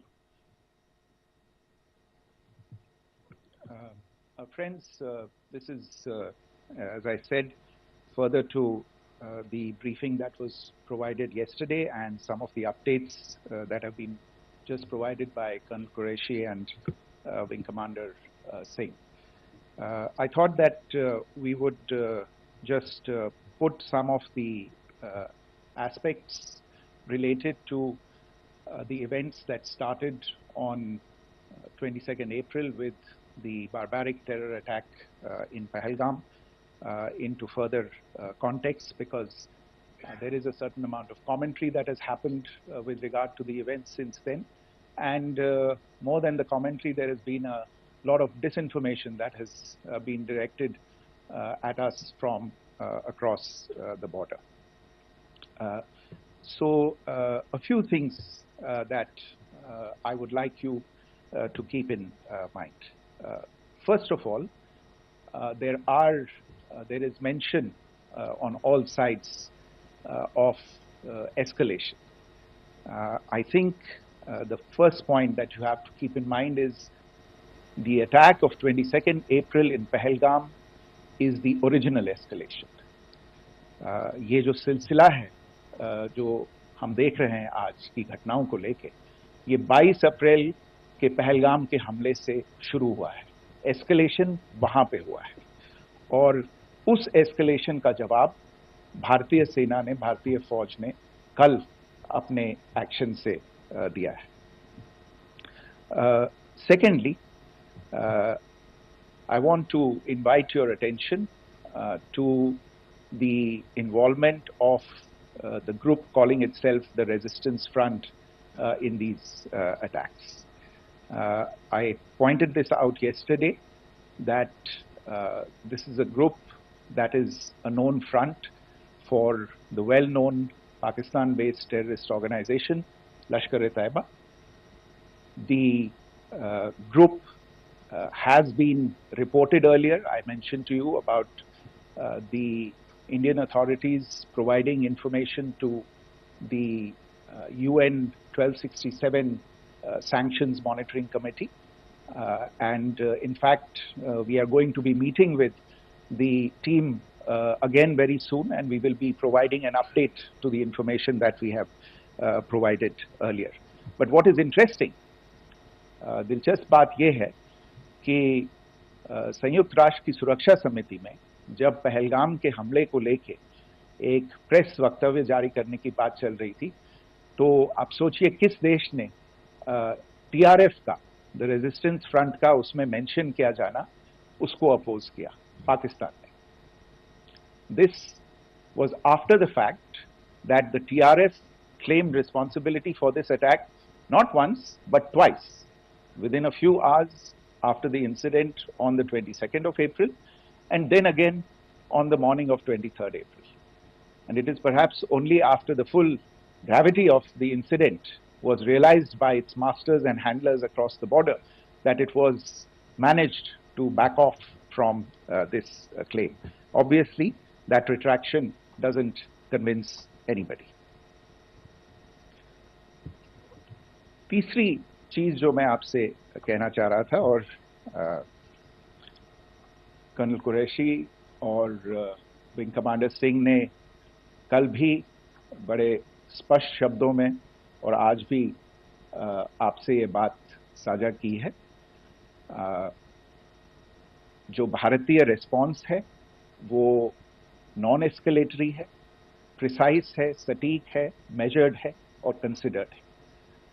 Our intention has not been to escalate matters. We are only responding to the original escalation, as I said, and our response has been targeted, precise, controlled and measured. Only no military targets have been selected. Only terrorist infrastructure in Pakistan has been hit. Now, there are, as I said, a number of issues that have been raised in commentaries, and there's a lot of, as I said, unfounded disinformation and fabrication that has come from across the border.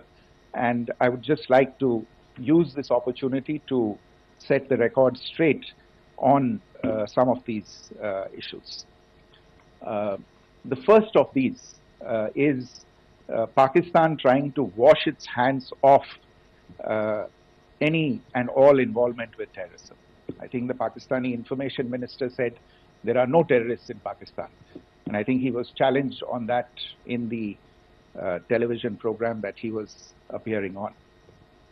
But even if I partially repeat myself from yesterday, I think Pakistan's reputation as the epicenter of global terrorism is rooted in a number of instances where concrete evidence is available, not just to India, but to governments and authorities and agencies around the world.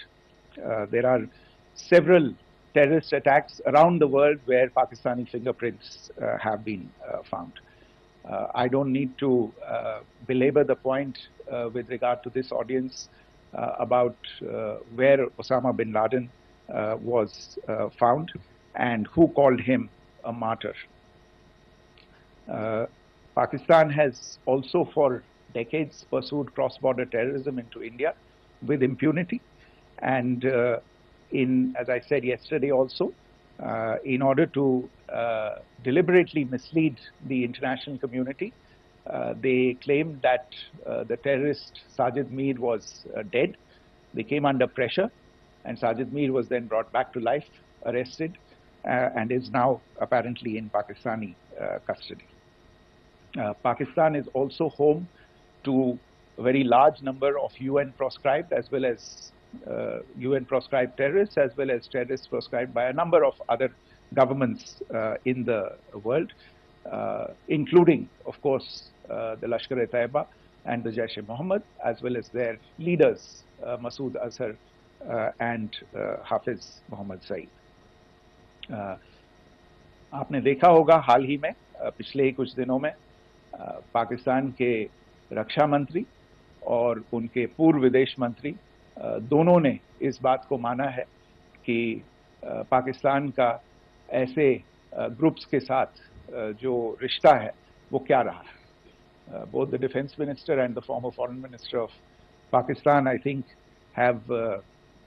they've done a more eloquent job of this than I could ever do in terms of describing their country's implication in international terrorism and their involvement in housing these kinds of groups.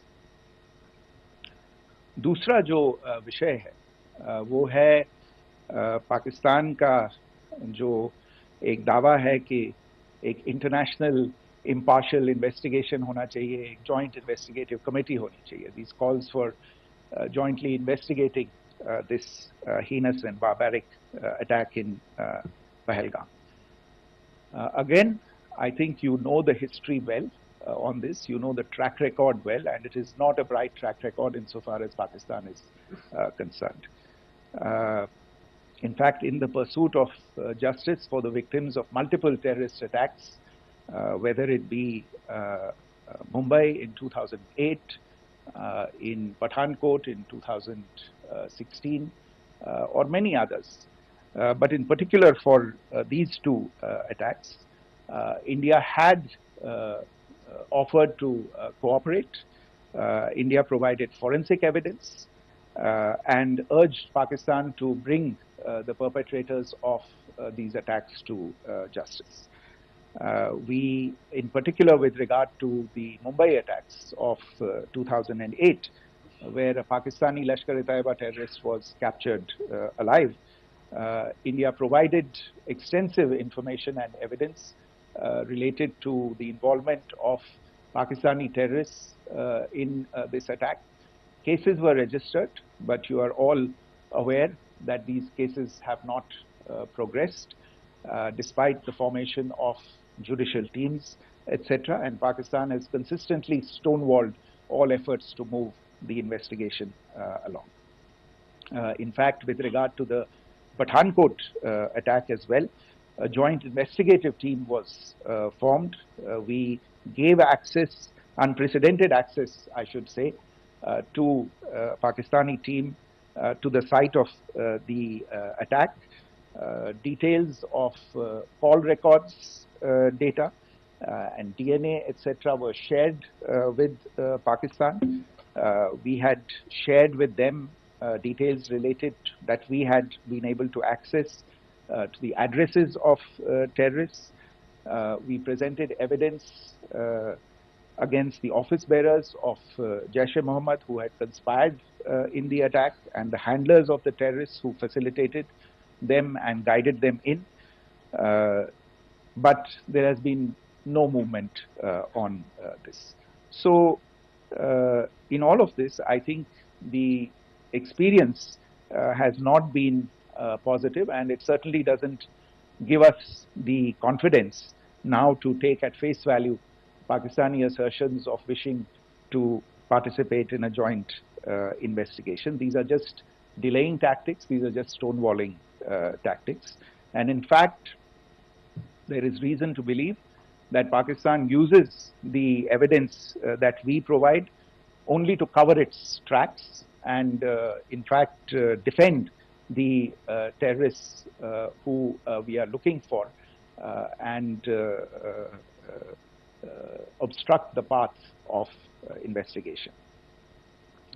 A third point that I wanted to address was the claim that only civilians were killed in the strikes on the 7th of May.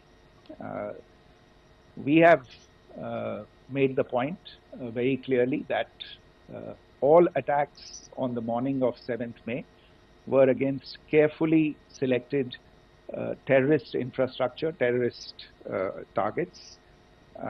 It is not clear to us. In fact, seeing some of the coverage of the after effects of these strikes, including the funerals for the terrorists that are held yesterday, I think a lot of you have seen the reports and the coverage on media. If only civilians, if any civilians were killed in these attacks, I wonder what message this picture actually sends to all of you. This is a question that is worth asking. It's also odd that the funerals of civilians are carried out with the coffins being draped in Pakistani flags and state honors being accorded. As far as we are concerned, the individuals eliminated at these facilities were terrorists. Giving terrorist state funerals may be a practice in Pakistan. Doesn't seem to make much sense to us. Pakistan has also claimed that India deliberately attacked religious sites. This is completely false again. I have made it clear that the targets were terrorist infrastructure, terrorist facilities, and locations connected clearly with incidents of cross-border terrorism into India. And it is in fact Pakistan that is misusing religious sites as a cover to in fact radicalize, direct and indoctrinate and train terrorists. In fact, contrary to what Pakistan is claiming, yesterday Pakistan launched a targeted attack on the Sikh community in the state of Jammu and Kashmir, hitting Gurdwara in Poonch and the homes of Sikh community members, which came under attack. And we know that at least 3 individuals were killed in that particular attack. Pakistan is also making attempts to, in fact, just to add to this point, the retaliatory action that Pakistan has taken, in fact, is impacting civilians. I showed you the picture of the Gurdwara and the Sikh community members who were killed in this. There are other civilians also who've been killed and injured in these attacks. In fact, since yesterday morning, a total of 16 civilians have been killed and 59 others have been injured in the attacks by Pakistan.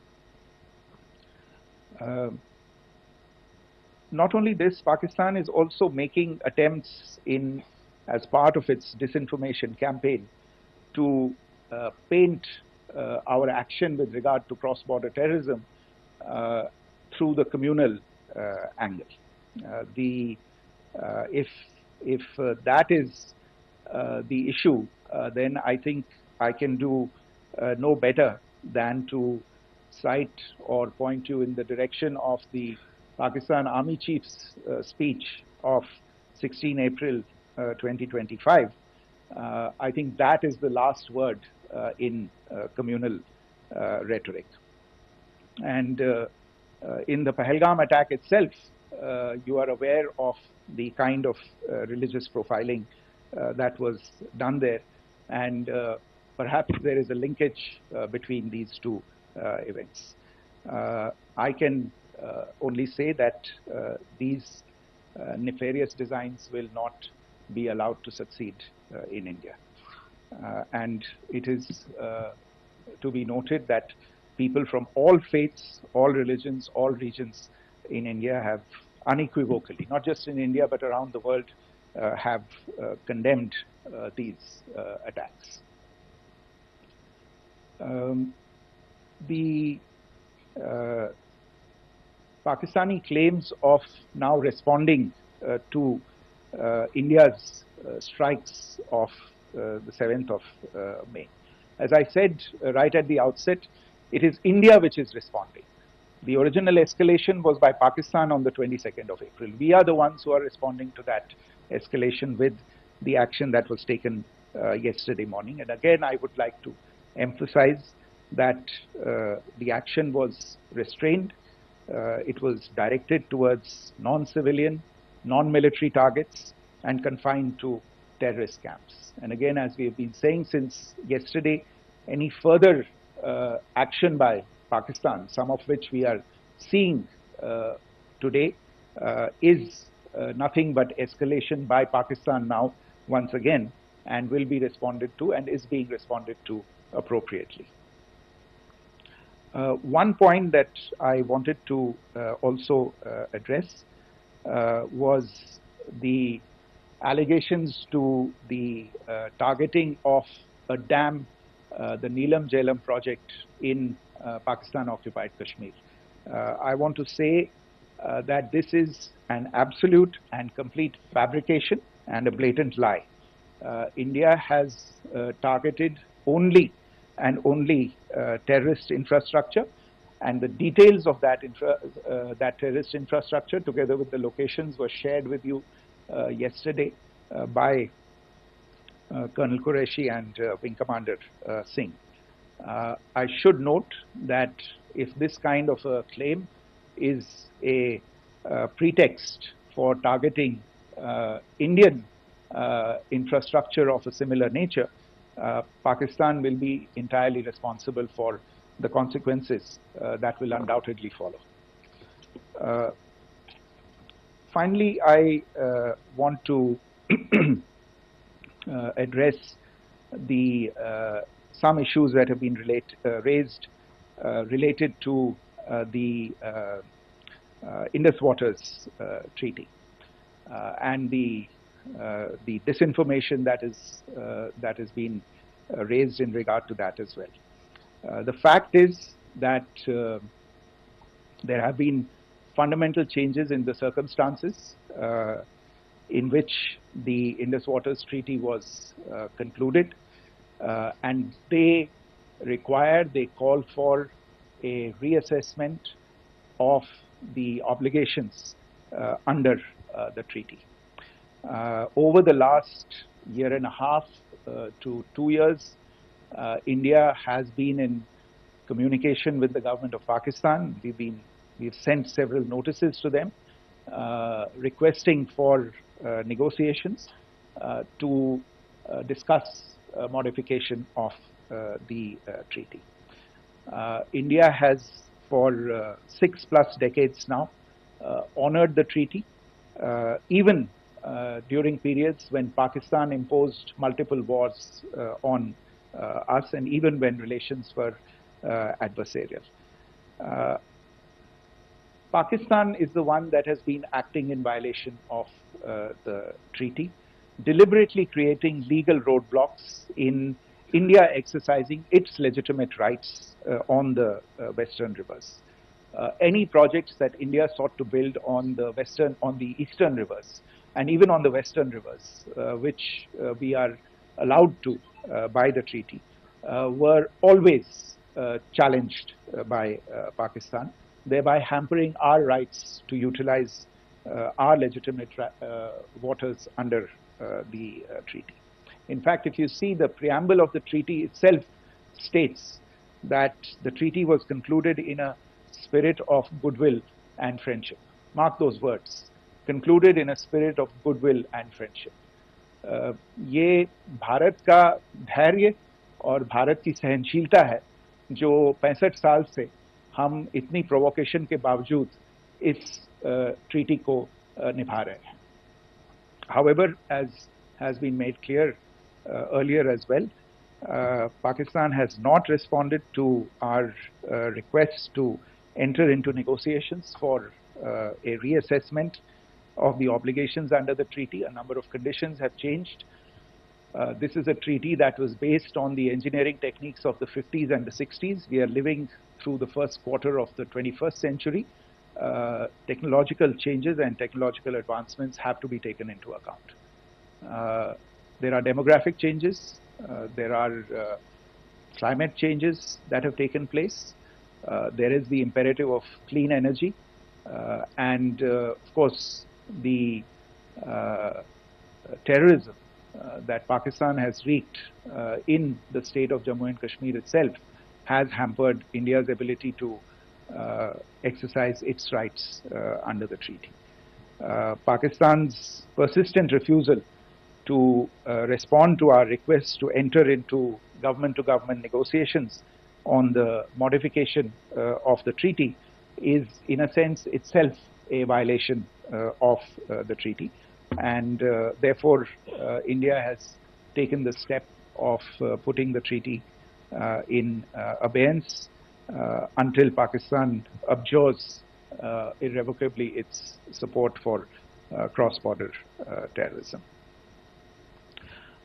Maybe I'll stop there. I mentioned earlier yesterday as well that this is an evolving situation. I would therefore ask all of you to be considerate and restrained. It will not be possible for us or my colleagues from the armed forces to share operational details at this point in time. Beyond that, if you have any questions, may I have time for only a few, and I'll try to answer those questions. Okay, I give the floor to Rishabh.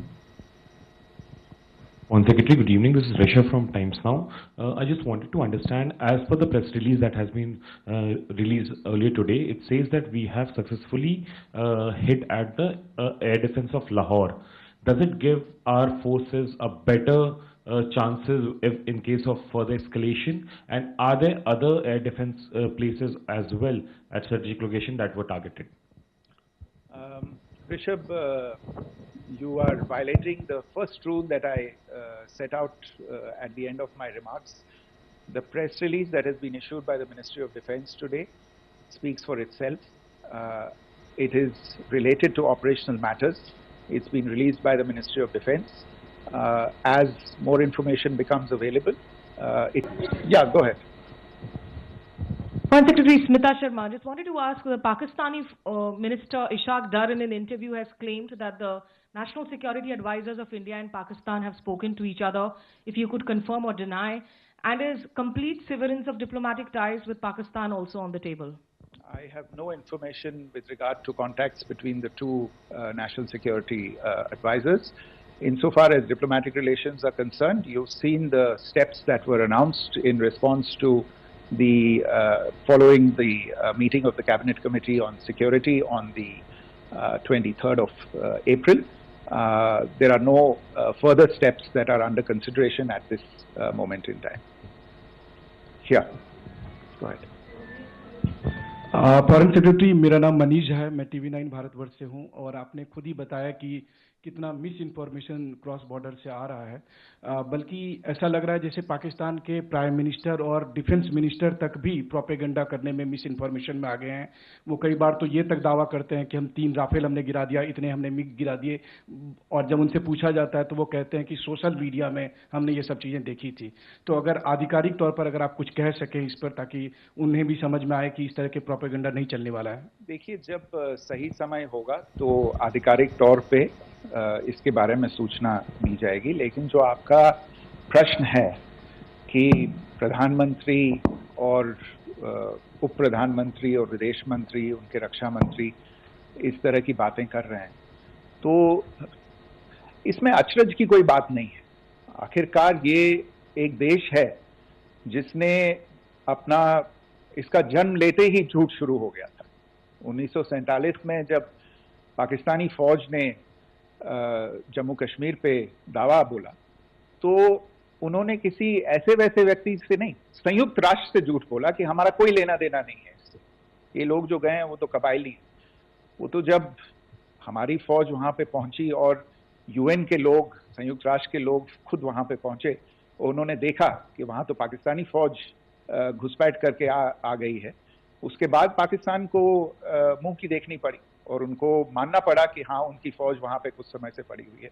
तो ये जो यात्रा है एक तरह से 75 साल पहले शुरू हो चुकी है, तो I am not surprise that this kind of disinformation is being indulged in. Yeah. Siddhant. Sir, Siddhant from Beyond. Sir, we have seen a lot of negative comments coming from the Pakistani military of escalation. If tomorrow there is an escalation, there are strikes, we know one attempt has been thwarted, what will be the Indian response to those attempts of creating more escalation? Because it is looking like it's going towards more escalation. And my second question is, are any other world powers, essentially the P5 countries, the West Asian countries, reaching out to de-escalate the current situation? Look, on escalation, we've already made our stance clear. I mean, there are two basic points. First of all, it is Pakistan that escalated on the 22nd of April. We are only responding to that escalation. And then what we have said yesterday and what my colleagues have said today, that now if there is an attempt at further escalation by Pakistan, it will be responded to in an appropriate domain. And therefore, the choice is entirely that of Pakistan to make. As to your second question, I don't think I can do better than to point you in the direction of the statements that are being made from practically every chancellery in the world and the sentiment that they are carrying. That sentiment essentially and for the major portion is support for the government of India in the context of the condemnation of the terrorist attack in Pahalgam on the 22nd of April. There is wide recognition of the government of India's right to respond to these attacks in self-defense, and of course a desire to ensure that there is not further escalation. I think these statements speak for themselves. Yeah. Sir, this is Mausami from India Today. Now, in the all-party meeting, we have learned that the Defense Minister has said that, you know, in the operations in Sindoor, almost 100 terrorists were killed. Would we have any details about what is the number like, and also about if there were any big faces, masterminds, terrorist masterminds who were in fact killed? There is also a report that Masood Azhar's family's 10 members have been killed, and Rauf Asghar, who was actually the mastermind of Pulwama, he's also been badly, severely injured. I don't have information at this point in time to share with you on these issues. But as I said, I think, you know, there is so much information out there on television, in the news media, in social media, that it sometimes looks like a long time has passed since this. Please understand that slightly over 36 hours only have passed since this operation was undertaken. Let us have some patience. Information will come out and will be shared in due time. Shruti. Thank you, Foreign Secretary. Shruti Ranjan from Bloomberg. Sir, could you give us any understanding whether India has moved the IMF or the World Bank to kind of, you know, sensitize them about the the bailout that Pakistan has, and, you know, the kind of stuff that the Pakistan government is doing? Look, we have an executive director at the IMF. Tomorrow there is a meeting of the board of the IMF, and I'm sure that our executive director will put forward India's position. The decisions of the board are a different matter. You know the process through which they are made. But I think the case with regard to Pakistan should be self-evident to those people who generously open their pockets to bail out this country. And since you are from Bloomberg, I think you would have the data on how many IMF bailout programs have been, very good, thank you, have been sanctioned in the space of the last 3 decades. And I think you would also have an idea of how many of those programs have actually reached successful conclusion. Probably not many. So I think this is a decision that board members have to take by looking deep within themselves and looking at the facts. So we can, one last question, sir. Sure. One last question. Foreign Secretary, I'm Siddhant from CNN News 18. I would like to know, since it's an opportunity to speak to you, I would like to know the response coming from United States since last 3 weeks. Saudi Arabia, Qatar. In fact, Prime Minister Modi spoke to Qatar before the strikes that evening. Perhaps how do you read the support coming from these countries? Perhaps traditionally they were seen on the other side. This time around, their statements are strong worded. In fact, India-Saudi joint statement also had a very strong condemnation, strong worded condemnation. United States at all levels have condemned the attack and have extended support. In fact, Saudi Deputy Foreign Minister is in India. He just met EMS Jaishankar. Also, if you could shed some light on his visit, his meeting with EMS Jaishankar. In fact, we have also been told that he met Prime Minister Modi. Thank you. Look, all the countries that you named and many others, we have been in touch with them.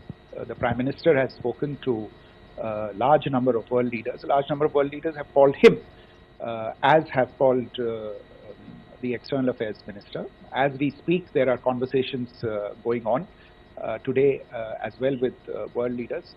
And your assessment or conclusion of the general tenor of these messages is very much on point. And I think this is a recognition of the fact, firstly, of the barbaric nature, the unprecedented nature and character and features of the attack in Pahalgam, and a recognition of India's right to respond to this, and also a recognition of the fact that in responding, we have been nothing but responsible and have done so in a restrained, in a measured, and in a non-escalatory manner. I think that counts for something. People have taken that into account, and that is what is explaining the kinds of reactions that we are seeing. And we appreciate the sentiments and the statements that have been made by the vast majority of world leaders. Yes, the Saudi Minister of State for Foreign Affairs is in Delhi. He had a meeting with the External Affairs Minister earlier today. I don't have further details at this moment, but if there are details, the ministry will share them at some point with you. Thank you. I think that's all we have time for today. We'll join you again soon. Thank you. All right, let's pick this up. Ambassador Baswati Mukherjee joining us. General Kohli is back with us. General Kohli, I want to come to you very, very quickly because we have exact details that have been put out by the Indian Army. 16 sites, most of them in Punjab, 10 in Punjab, were targeted, 3 in Jammu and Kashmir, 2 in Rajasthan, and 1 in Gujarat. These include Srinagar, Avantipura, and Jammu in Jammu and Kashmir, then Pathankot, Amritsar, Kapurthala, Bhatinda, Ludhiana, Chandigarh, Adhampur, Jalandhar, and Nal. Nal is near Gurdaspur. In Rajasthan, they attempted to target Falodi and Uttarlai. Uttarlai, of course, has an air base, and they also attempted to target Bhuj. The information that we've been given that these were targets at military installations.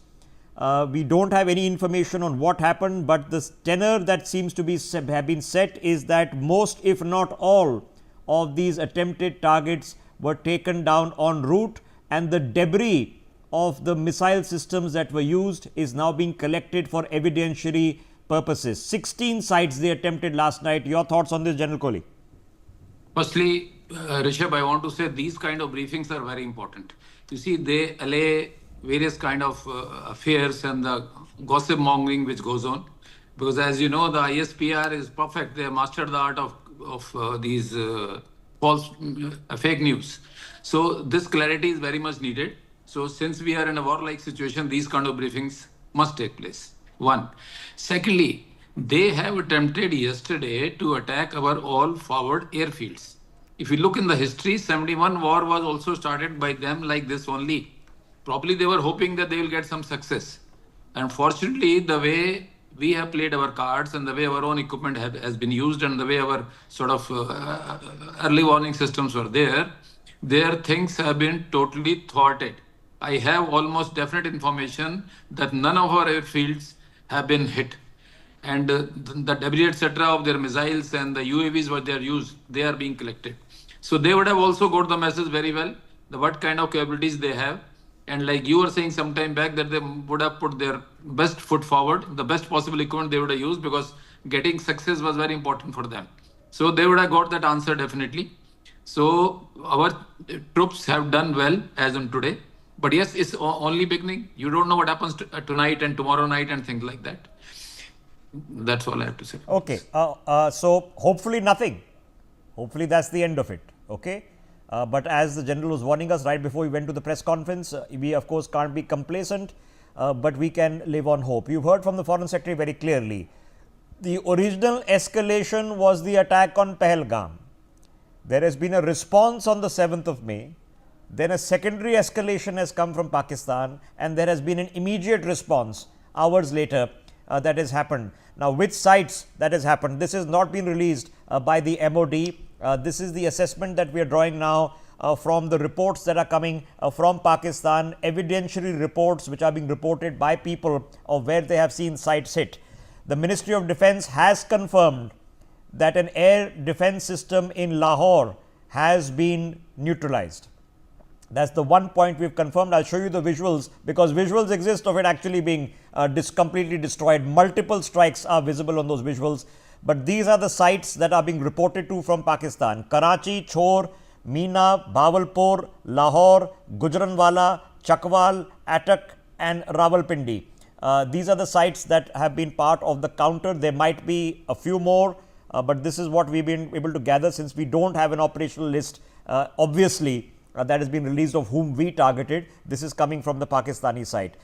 So once again, let me get Ambassador Mukherjee into this conversation. Ambassador Mukherjee, now there are going to be a lot of people who live in Ludhiana, who live in Gurdaspur and Bhatinda and Kapurthala and Jalandhar, all major cities, Srinagar, Avantipura, okay, who have now just been told that late last night an attempt was made to target Air Force stations near these sites. For the people who are genuinely concerned, the human reaction, what do we tell them? Well, this is an unprecedented escalation on the Pakistani side, Rishabh, because we had made it very clear that we were going in to take out the terrorists. And every target of ours was targeted towards the terrorists who, according to Foreign Secretary's briefing, which we heard, have been given state funerals by the Pakistanis. In other words, that this is a rogue state which gives state funerals to terrorists. And I would say that a rogue state which is collapsing under its own weight is capable of anything when it's desperate. Therefore, what happened last night is, as Lieutenant General Kohli said, we hope is the end of the second phase. But given the irrational statements emanating from both the so-called civilian leadership and the military that drives the civilian leadership, one cannot possibly, particularly in the areas that you have outlined, and I've been to so many of them, Kapurthala, Bhatinda, etc. We cannot sleep in peace tonight until we know that their defenses have been completely demolished by us. It is not possible even in Delhi to sleep peacefully, knowing that you have a bunch of radicalized mad people on the other side, and I'm sorry to use strong language as a diplomat, that their narrative is completely false, their claims are fake, and they have had the audacity to say on television, the defense minister, when he said there's no evidence of Indian fighter aircraft being shot down, where have you seen it? He says, I've seen it on social media. Is this a serious comment? Okay. Okay, so let me qualify that. What he saw on social media were actually debris of aircraft that were downed, one in 2004, one in 2021. There was another debris video that was being shared that dates back to 2001. That's what he saw on social media and then told the CNN that we've shot down Indian aircraft. Okay, now I just want you to hold your thought. Let me get Captain Gaur into this. Captain Gaur, of the sites that the Pakistanis have attempted to target late last night, of the 16 sites, 13 of them are across the international border, 10 of them are in Punjab. In fact, the most attempts have been made to target sites in Punjab, almost all of them airfields or air installations. Now, would you qualify this as an escalation from Pakistan? Of course, it's an escalation from Pakistan. Who would say that it's not an escalation? trying to target 15 of our cities and airfields, right from J&K to Rajasthan, it is an escalation, and Pakistan was warned of this, that if you try this, then it's going to be a hard time. And India accordingly responded. And you've seen what India has done. All the missiles and the drones that they tried to send into India, they have been shot down by the S-400 and the other systems, anti-aircraft system anti-missile system that we have. And what we did, Pakistan was caught napping again with its pants down. Our drones, kamikaze drones, went and hit 13 of their cities. They have destroyed their HQ-19, which they portrayed as a big anti-missile system that they got from China. That was still sleeping and they didn't even know what happened. They've destroyed that. They've done Karachi, Rawalpindi, which is the headquarters of the army. And let me tell you one thing, and through you, through the public also of India and Pakistan, if they're listening, that look, you have now tried to do a wrong thing. And Mullah Munir, I call him Mullah Munir, I don't call him General Munir. He's Mullah Munir, and he's going to have a very, very bad time, and it won't be surprising that he is thrown out of the country. Okay, I'm sorry to interrupt you. We are breaking developments coming in. My colleague Rakesh is joining us on the broadcast. I've just been told that India's army chief has just met with Prime Minister Modi. Rakesh, what information do we have at this stage? देखिए ऋषभ, प्रधानमंत्री नरेंद्र मोदी से करीब 20 minute मुलाकात चली army chief की, और इसमें सूत्रों से जो जानकारी मिल रही है कि प्रधानमंत्री को डिटेल उन्होंने ब्रीफ किया है कि जो एलओसी की स्थिति है उसको लेकर उन्होंने ब्रीफ किया है। साथ ही साथ जो इनपुट है पाकिस्तान अधिकृत कश्मीर की और साथ ही साथ एलओसी की, उसको पूरी जानकारी प्रधानमंत्री को उन्होंने दी है। क्योंकि जिस तरह से रुख पाकिस्तान का है, जिस तरह से प्रोपेगेंडा है लगातार पाकिस्तान की ओर से फैलाया जा रहा है, और आतंकियों के जनाजे में आपने ऋषभ देखा किस तरह से सेना और पुंछ में गुरुद्वारे पर हमले, तो तमाम चीजें हैं जिसको लेकर ये ब्रीफ किया गया है। और ये बैठक ऐसे समय में हुई है जबकि जिस तरह से आपने देखा कि पाकिस्तान जो है किस तरह से भारत के 15 सैनिक ठिकानों को निशाना बनाना के फिराक में था। तो लगातार जो है। Right. So of course the targeting that has happened primarily of Air Force stations, but what Rakesh is referring to, a 20-minute meeting has taken place between India's Army Chief General Upendra Dwivedi and India's Prime Minister at his residence, and obvious to say that he was giving the PM a briefing of what the situation on the ground is.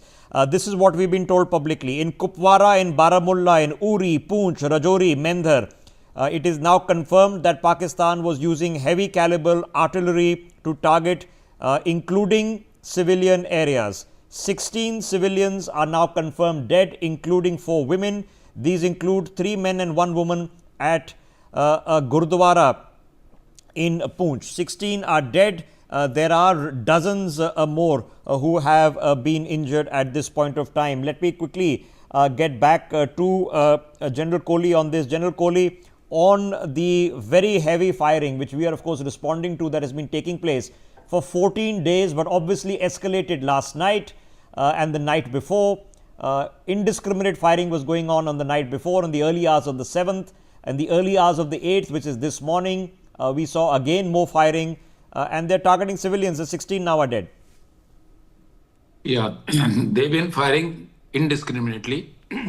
You see, just to show to their population that they have also inflicted some casualties on us, they've been doing this. And they couldn't be careless that the children are dying or women are dying, whatever is happening. We should certainly keep responding. But one point I have, Rishabh, here. You see, somehow Pakistan has also mastered the art of playing victim. They, in the whole world, they keep saying that, okay, we are the victim, we are being hit. In this, the way we project ourselves, in this we are slightly weaker than them. Though we are getting international support, but this is a time we should show that how they are hitting our civilians, our ladies and our children are being hit. So that the international community knows what is happening. They know it in any case, but we need to project our case slightly more stronger. Other thing I want to say, Rishabh, you see, by killing few terrorists, which we have done on 7th, the terrorism is not going to stop. Correct. Till the time this ideology goes away, which will not go away again, and its backers, who are the military, they need to be hit. Till the time they are hit and hit strongly, at least for a few years, we'll be able to buy peace. In 71, we bought peace for 20 years. 16, when we did Uri, 2 years we bought peace. In 19, Balakot, we bought peace for 6 years. Because this ideology is so ingrained in them, like this Mullah Munir, he was calling, he studied in a madrasa, he is Hafiz himself, his father was Imam. So this chap is not going to reform. But we need to increase the cost for them. And the best thing, firstly, is the physically what we are doing, that is the kinetic one. But our non-kinetic actions, I feel, will bring about better results. This state has to be broken from within. Economically, they are being squeezed. Okay. Through this, and also what BLA and TTP are doing. Okay. This should just stay with me, ladies and gentlemen. If you are or happen to be or are worried about the situations in these places that have been targeted, especially in Punjab, because most of the sites are in Punjab, I would direct you to advisories that are being issued. We have no reports, zero reports of any casualties in any of these spaces that are civilians. We have no reports of civilian facilities that have been struck. There are advisories, however, that have been put out by district administrations. I would direct you to read those advisories, especially if you are in Amritsar and other places where those advisories are very sharply put together. There is a lot of talk about blackout orders being imposed. To the best of my knowledge, that this is not yet correct. That there is no blackout order imposed for several hours. There might be a drill or two, but I would direct you to have a look. Most of the district magistrates are available and putting out these advisories on various platforms, including websites and social media. So if you are from Amritsar, Kapurthala, Batinda, Ludhiana, Chandigarh, Adampur, Jalandhar, Pathankot, in Nal, in Jammu, Srinagar, Avantipura, then of course in Falodi, Uttarlai and Bhuj. All of these, Bhuj, Falodi, Uttarlai, these are all Air Force stations which have been targeted, which are near actually smaller townships and villages. So there is absolutely no news of any civil infrastructure being damaged or destroyed. There is no videoentry evidence that is available to us of anything that has been struck in India. There is absolutely nothing right now. And we will update you once there is further information in case any further advisories are issued for tonight. But it would be reasonable to bear caution over the course of the next 24 to 48 hours. We don't know what could happen next, but look out for advisories that can be issued. You all know what an air raid siren now sounds like. We all roughly know what to do in case of receiving one, and we all hope that it will not happen. Let me quickly get in Adit into this conversation. Adit, so here we are 24 hours later. There is an escalation. That's what's happened. Once you start targeting Indian airfields, we could have targeted Pakistani airfields last night and we could have taken out the runways, taken out the radar stations, damaged their aircraft, and we could have done it. We didn't do it. We made it patently obvious repeatedly that we have not done it. We could have done it, but we've not done it. But you chosen to target 16 sites, 16 Air Force installations, all frontline Air Force installations. Now, the fact that they failed to do it doesn't excuse the fact that they attempted to do it. Now, after the escalation, where do we go from here? So, Rishabh, I'm going to take you back to 1971. Pakistan did exactly the same. 3rd of December 1971 was the date when they started this. India could have done this long time ago when they were triggering us over the course of the monsoon and the autumn months. India just chose not to retaliate. So I think India is doing what it's doing is correct at this point of time, where it's disproportionately going after the Pakistani terror establishments, the foot soldiers of terrorism, and they're not hitting the brainchild just as yet. So by the brainchild, I'm referring to the GHQs and the ISIs and the DG ISPRs of the world. So far, it's only the terror foot soldiers, and it's basically dismantling the terror, the facilities, the terror establishments, the terror launch pads, and the terrorists, the so-called high-profile targets, and those are the way that we are basically responding. But knowing how Pakistanis react, it's only a matter of time that they, the hedonistic ways that they approach, they will attack some air base or some military installation, and that is the time when I fear hell is going to be completely Okay, loose. so set now loose on, we on are Pakistan. open to speculation, because obviously exactly what they are going to plan next is unknown, at least to us in the public, and we can hope that there is nothing else. So let me get Ambassador Mukherjee on that note. So Ambassador Mukherjee, they've tried, and we are assuming that they would have tried with their best available equipment and systems, because they would have wanted to achieve something commensurate so that the visuals would come similarly, the photographs would come similarly for India, so that they could circulate that in for their own public consumption in Pakistan, because circulating a video from 2001 after a point is not helping them. So they would have, we assume, sent in whatever drones or whatever missiles they had, that the state of the art they had.